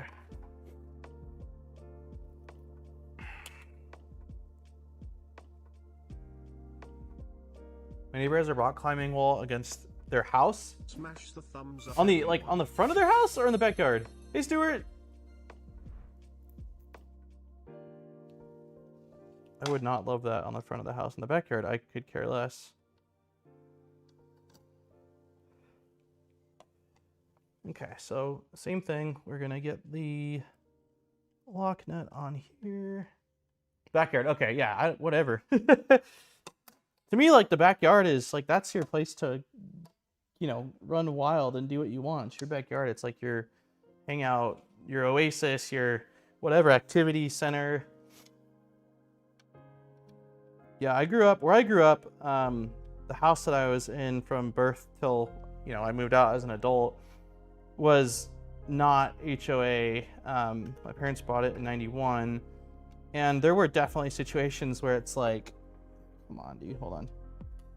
There's definitely times where it's like people really just, the front of their houses looked insane. Like crazy amounts of like weeds that were 3 feet tall. Like, I mean, it just, some of the houses looked really, really bad, which sucked. Like it was, you wish that, you know, people would take pride in their residence to an extent, right? Like, I'm not saying everyone has to like have perfectly trimmed hedges. Who cares about that? But just the basics, right? But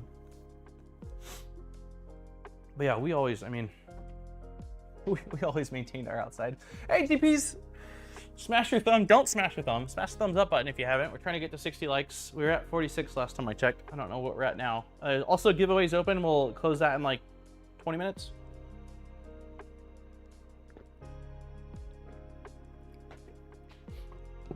Okay.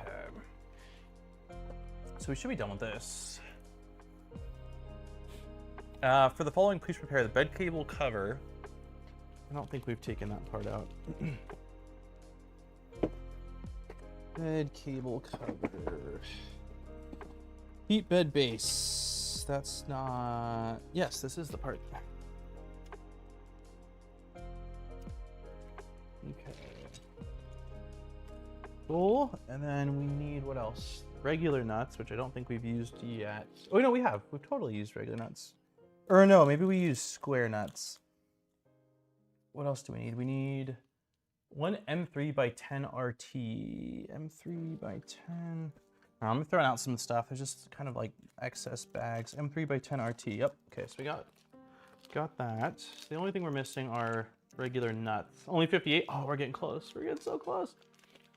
My neighbor parks cars on his lawn and is basically as a basketball hoop laying in the grass for 2 years. HOA, please. Yeah, it's tricky. Like, so, Tuxedo basically said it. Like, the rules are more so like nice to have for people that don't have common sense. For everyone else that like is respectful, it just sucks because there's sort of these rules that seem arbitrary that don't really matter, but they make the rules extreme for no reason. So like, there's a lot of things I don't care about. What you do in your backyard, I don't care about. If you have a trailer or a truck or something parked in your driveway, like, I don't care. Again, the exception to that is like if it's some like crazy beat down like project that's just sitting out front for long periods of time, like then maybe, but a lot of the rules are really extreme. But stuff like that is like parking cars in the grass, like stuff like that to me should be common sense. Like you don't do that, right? Like there's exceptions, I guess, like if for some reason there's an emergency, but I don't know. There's just certain rules like that where I'm like, it's wild to me. So there's certain things with the HOA that I don't mind at all. Then there's other things where I'm like, it kind of sucks. But like I knew going into it what we were getting. The thing I didn't like was they wouldn't provide me with the HOA rules until we closed on the house. To me, that was like pretty shady. But as soon as I got the rules, I read through them all and was like, okay, everything in here seems relatively like I could live with it. The only one I'm saddened by is that we're not allowed to have like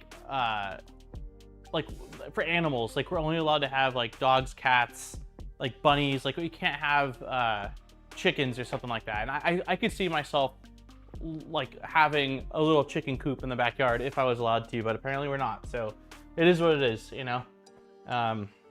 Yeah, so anyways.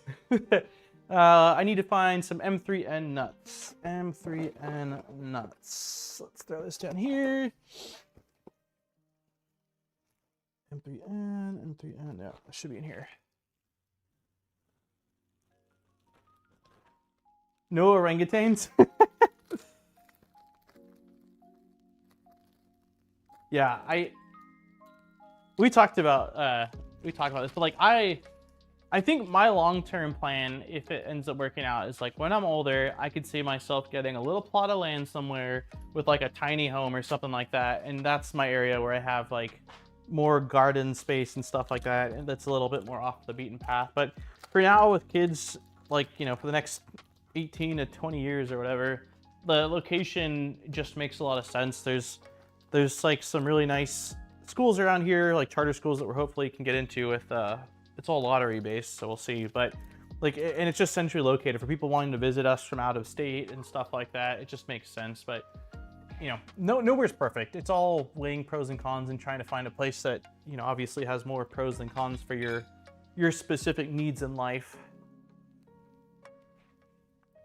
Are there some tigers in Texas? Aren't there more tigers in Texas in the wild? Huge shop, yeah. One of my coworkers and buddy that lives in Canada bought a very expensive house that's like in the forest sort of, and got a huge house on it that has a massive shop. Like I see his, like he sends photos and stuff of it. I'm like, wow, that's awesome. There's some houses out here that have them too, like really big shops, but housing market, like this house alone was way more than what I wanted to spend, but this house is where I plan on being. I told Aaron, like basically till I die. So I was like fine with it. But the houses that had like the dream of what I would have liked to have had if I just could, the prices were insane, like absolutely ridiculous. So it came down to like, you know, not expectation versus reality, but like what can we actually get that isn't going to make me miserable as far as like, you know, having to pay for it for the rest of my life for the next 30 years. Okay, so this is going, it looks like insert 3 nuts we did. We don't need to do that. Insert the bed cable cover under the heat bed cables. Note the orientation of the part. Okay, so all we're doing at this point is taking this guy, placing it right here, And then using, looks like we're basically treating it like a self-tapping. Yeah, we're basically just wait, no, is there, I'm lying. There's a, what was that? What was that? Oh, it's my Allen key.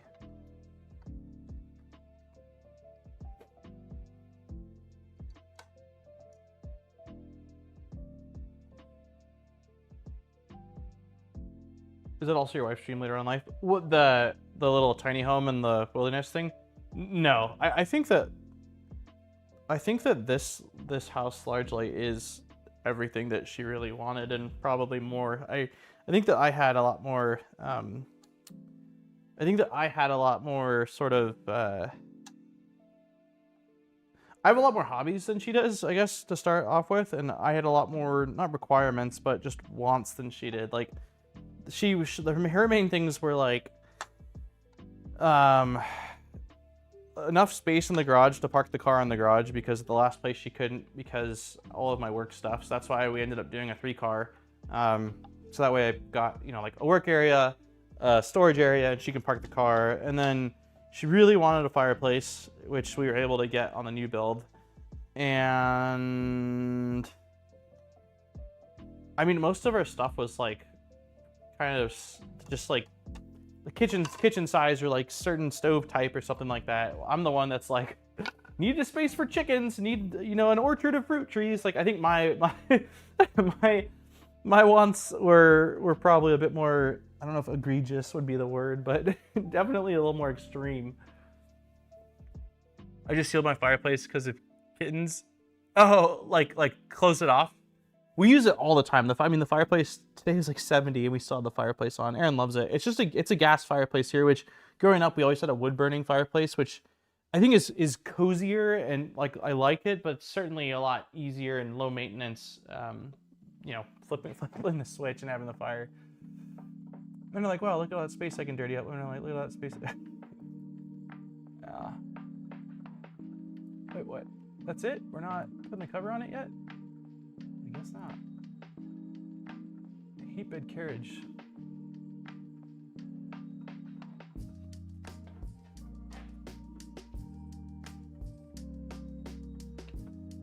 All right, metal parts.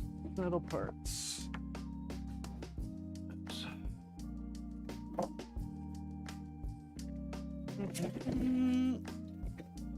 All right, metal frame.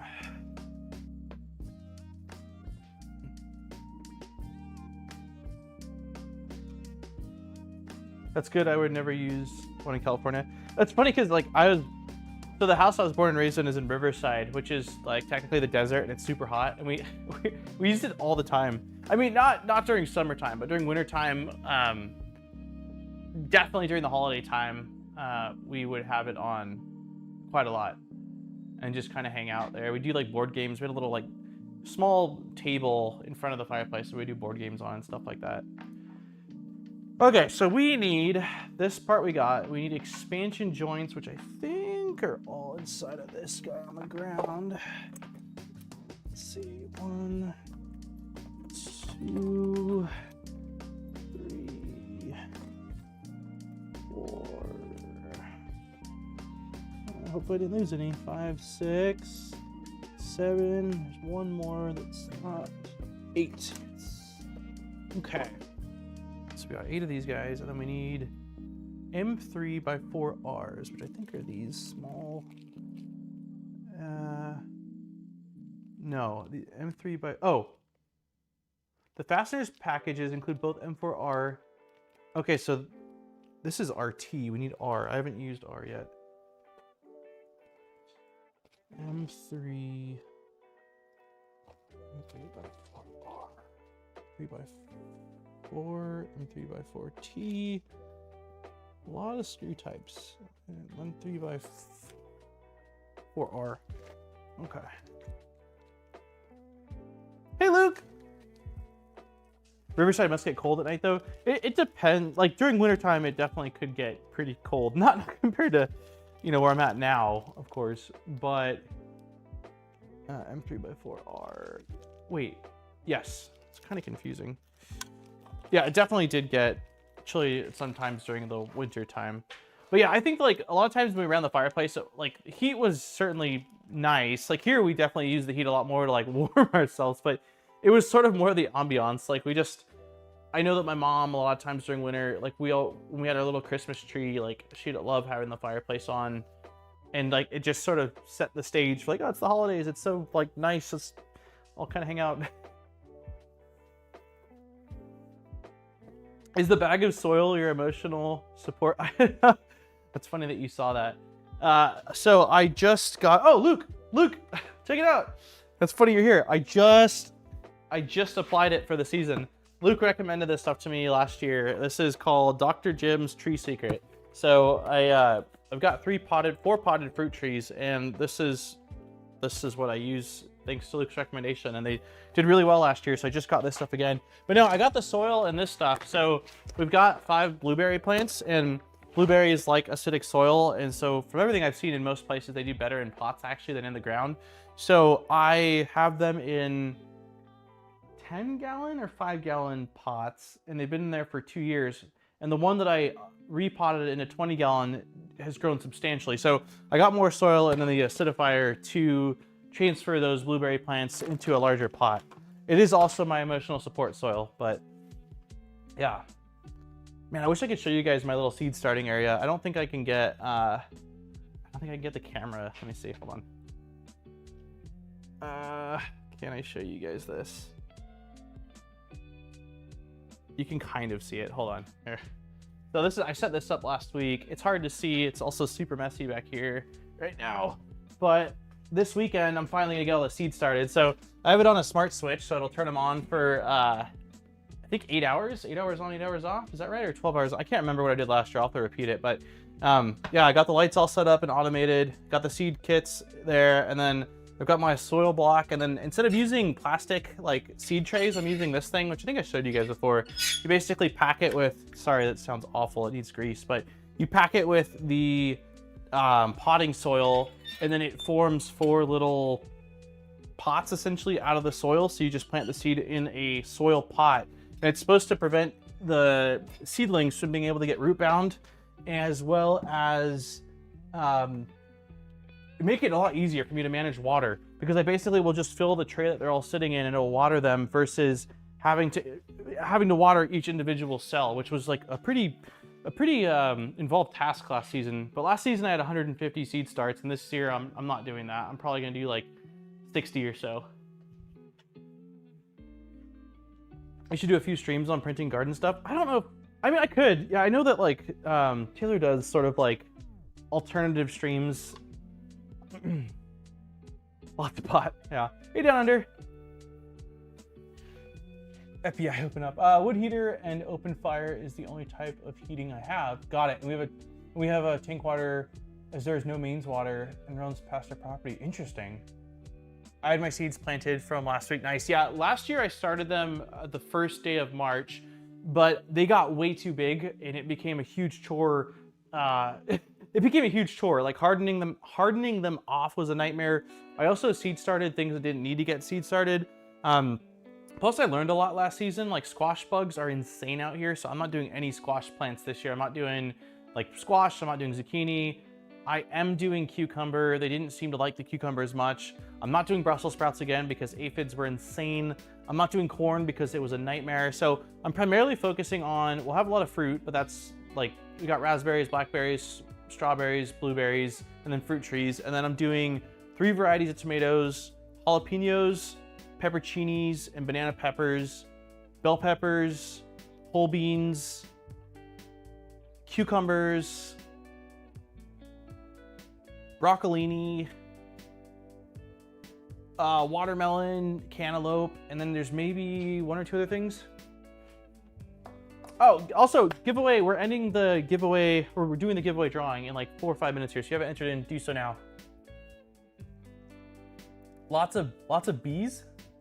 A lot of bees? Yeah, we have a lot of bees here. We have a lot of wasps here, which are my, I just ordered a big pack of wasp killer. The paper wasps love making nests in the retaining wall, and they really mess with my, really make the gardening experience not nearly as enjoyable. But bees, yeah, we have lots of bees, and I love the bees. They're awesome. So Yeah, most things that I do, I don't go. How's your water situation there with the lack of mountain snow? I don't know. I haven't heard anything, Steve. I haven't heard anything because like the way we're on city water as well as we get irrigation water that it's basically a flat fee and we get 6 months of unlimited irrigation water from the irrigation canal. The last thing I saw was that they were expecting to turn it on April 15th to April 30th. I haven't seen anything about like not having enough water in the reserve, but that's a great question because there was very little snow this year compared to any of the other years that I've been out here, so I'm not really sure. Yeah, I'm not really sure. The fruits are attracting the wasps. Yeah, they do. They definitely like the blueberry plants. Okay, so let us do this. It says, place the heat bed carriage in front of you in the same orientation. Make sure the rectangle cutout is facing you on the right side. Okay. And then it says, insert 8 screws. Insert 8 screws around the heat bed carriage. Okay. I'm gonna move actually the PCB out of the way. I'm scared I'm gonna damage it.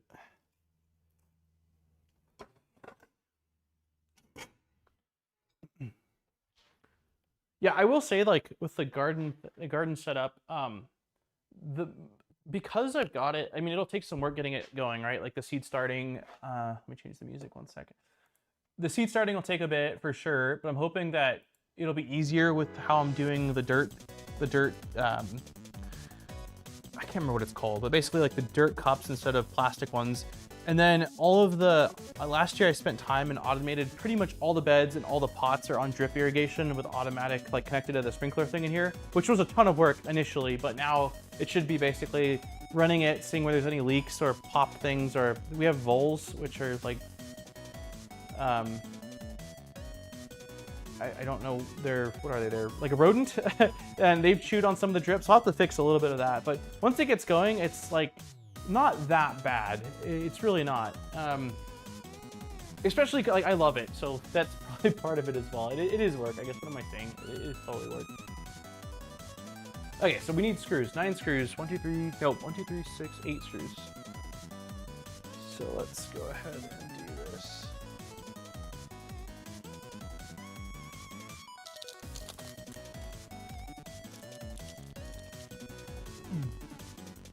I have a locust tree in my backyard, and in June they bloom these white flowers that smell wonderful and attract the whole army of worker bees. I can't picture what that looks like, a locust tree. It sounds really pretty though. 1, 2, 3, 4, 5, 6, 7, 8. Yeah, right now the only things that have really bloomed in the backyard are like the fruit trees. The plum tree looks really nice. Cherry tree looks okay. It got hit hard, I mentioned, with like cherry. I think they were cherry aphids. I'm pretty sure is what they were called.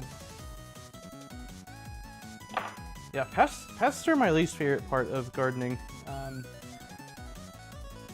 sure that varies heavily depending on where you're at, but yeah, pests. And then once it's time, like once it gets close to harvest time, we have a lot of birds too. So last year I threw bird nets over all the blueberry plants because the previous year I remember like watching from my kitchen window, like looking at the plants and then just seeing a bird hop down with a blueberry in his mouth. I'm like, you monster. Yeah, I use a combination of bird nets. I threw them over the trees as well once they're getting close to harvest, the little fruit trees. And then I use little like foil, do I have any in here? I don't have it in here. It's basically like a shiny silver ribbon cable that you just tie around the plants, and it's supposed to scare the birds. I don't know how well it works, but 8-headed Prusa plus a couple of extra tools. Oh, nice, dude.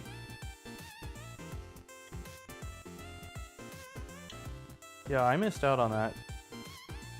That's okay. I'll still. Oops, it's not supposed to go in the center. When the time is right, I'll end up getting a kit.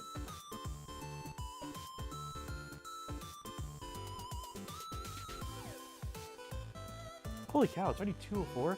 Okay, yeah, we're gonna close the giveaway in 2 minutes. So if you have not entered in and you want to do so now, this is last call.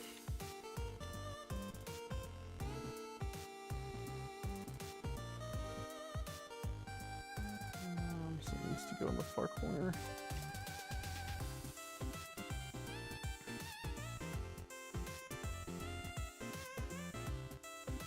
Oops, there we go. Okay, those are all in. Next, use the same joints. Attach one expansion joint in the same orientation as shown. Slide the expansion joint onto the screw. And then... Got it. Okay. Okay, so basically you need to slide these expansion joints onto each of these screws. So, like that. I'm just gonna slide them on. The position or the direction matters, it looks like, so we will slide them on and then worry about getting them in the right direction as I tighten them down.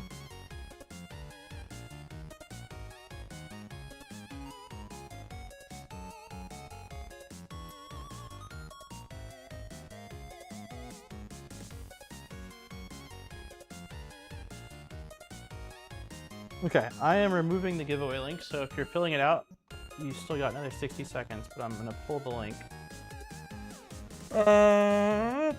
Remove. Okay. All right, so this wants us to use the one of their included little wrenches, which are, should be here. Yep.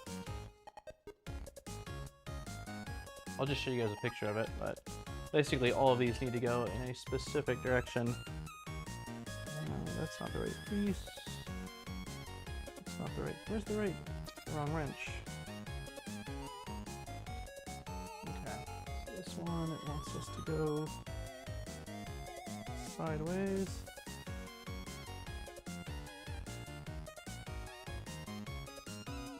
That does not work. Where is...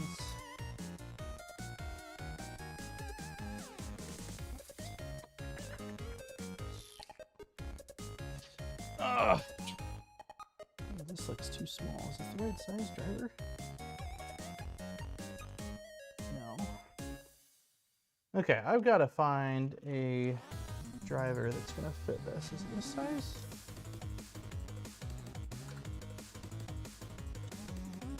It is. Okay.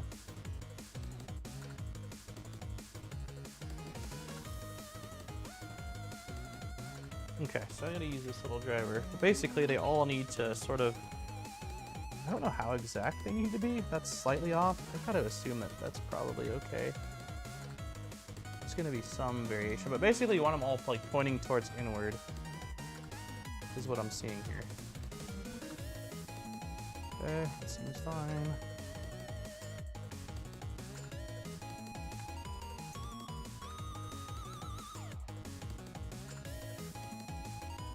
Just gonna do my best to roughly get them facing center. Seems like it's about right.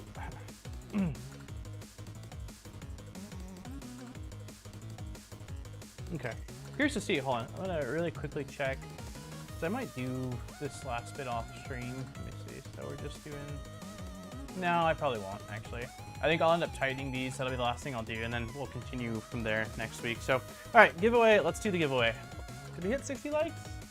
Yeah, we did. Thank you guys, everybody that hit the like button.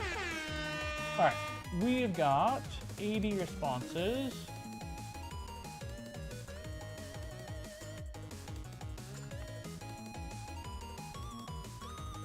Nope, that's not right. Bam. All right.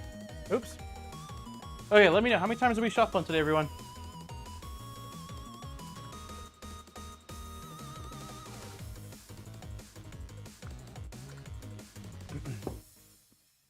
$13. All right, Gorilla Biscuits. You haven't gotten to choose it for. We'll do 13 for you. 1, 2, 3, 4, 5, 6, 7, 8, 9, 10, 11, 12, 13. All right, good luck, everyone. In 3. Also, wait, hold on. For anyone that hasn't been here before, Polymaker is providing the giveaway, so thank you to Polymaker. And the winner will get an email from me within 24 hours. If you're in the US or Canada, you'll get a gift card. Everywhere else, you get to pick a spool off their website up to $35 in value. There we go. Thank you, Polymaker. All right, good luck, everybody. 3, 2, 1.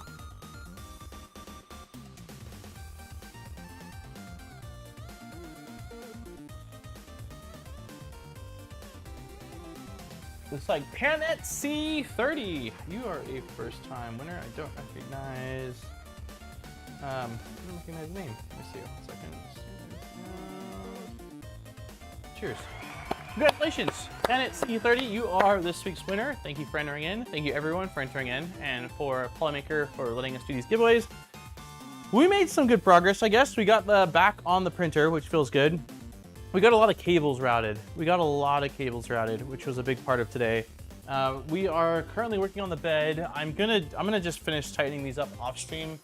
I might make a little bit of progress off stream. It just depends on what the next few days or weeks here look like. Let's see what's looking up next. So we have LEDs.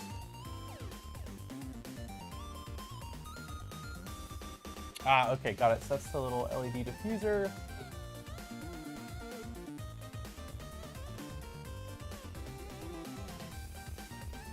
I'm probably just gonna wait. For y'all. I think I'll just get these 9 pieces or 8 pieces, excuse me, tightened down so that way they don't get lost.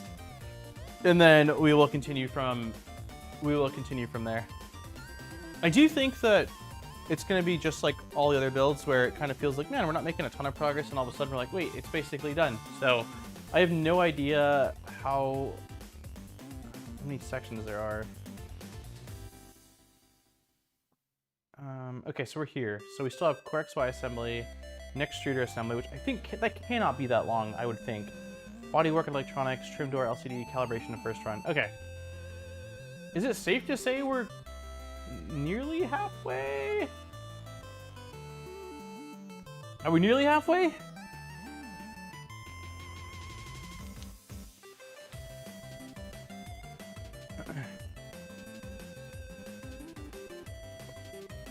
Yeah, I think we're probably getting close to halfway. Yeah. Once the bed is on and we start working on the next part of it, looks like it's the actual core XY assembly. So that I think we'll really feel like it.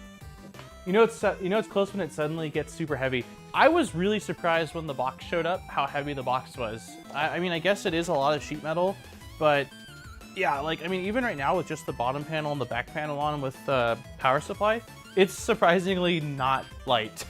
And that's, you know, that's missing the bed, that's missing the rest of the panels, the tool head, the linear rods. So there's just a lot more sheet metal. Congrats, review. Almost after 11 streams. Thanks, nice. After the game streak goes fast, cool. Yeah, so next week we will finish the heated bed assembly and try to get as much done of the core XY assembly as possible. I'll try not to derail. I derailed harder today than I have in the last couple weeks. I just got excited about a bunch of stuff. I know, nice. I know, it's all love, man. Okay, I'm gonna get going. Erin still hasn't taken off with the kids, so I'm gonna try to catch a ride with her to Jack's Gymnastics, and then yeah, I think that's pretty much it. Hopefully next week I'll have some. Dang. It's just every week, when I do stuff like projects, I get excited to share it all with you guys. So I'll do my best to make it quicker, but if I make progress on the aquarium stand and the seeds will be running, like, it's gonna be hard to not talk about them. I don't know that I can. Take care of your back. Yeah, I will. Thank you. I have a back brace upstairs that I will definitely use if I move anything heavy, like the aquarium stand is very heavy. I think it's gonna be like 200 pounds roughly, because it's like 8 2x4s and then about a sheet and a half of 4x8 ply. So it's gonna be heavy. It's definitely gonna be a team lift type thing. Armor! No worries, man. We love to hear about your projects. I appreciate it. Yeah. If it was like everyone's like, oh gosh, like, you know, but it feels like everyone enjoys the side conversations and stuff like that. Inversion table, you need to buy one. If it wasn't $1 million to ship, I would send you a box of gear I have left over from your tank. That would be awesome. Yeah, shipping is just crazy expensive. Hey, BBs. Yeah, we gotta run. Man, I missed the whole dang thing. I had class. No worries, man. We made good progress. We got the we got the back panel mounted on, so now we have the base and the back on, and we're working on the bed. So the goal next week is to wrap up the bed, which will take a little bit, and basically get it onto the Z rails, it seems like. And then I'd like to start working on the Core XY assembly next week as well. So no big deal. I mean, you got a life too. You got other stuff going on, so you made it in the end. So that counts. But yeah, thank you guys all for hanging out. Thank you for the likes. Thank you for the conversation. All of our gifted memberships, all of our new memberships, and just everyone hanging out. It's always nice seeing everybody and catching up and just hanging out and geeking out about whatever 3D printing and whatever other topics come up. So I'll go back and scan through. Everything went fine, Armor. You can scan through, but there was nothing where it was like, oh, this. Like everything was pretty straightforward today. Don't forget my stream tomorrow, people. Okay, Down Under is streaming tomorrow. Well, yeah, I gotta run. Have a wonderful rest of your night, guys, and I will catch you guys next time. No video this week on the main channel. There will definitely be one next week, though. I'm working on a filament. I'm testing out a filament. That's all I'll say for now. So, okay, talk to you guys later. Bye. Cheers.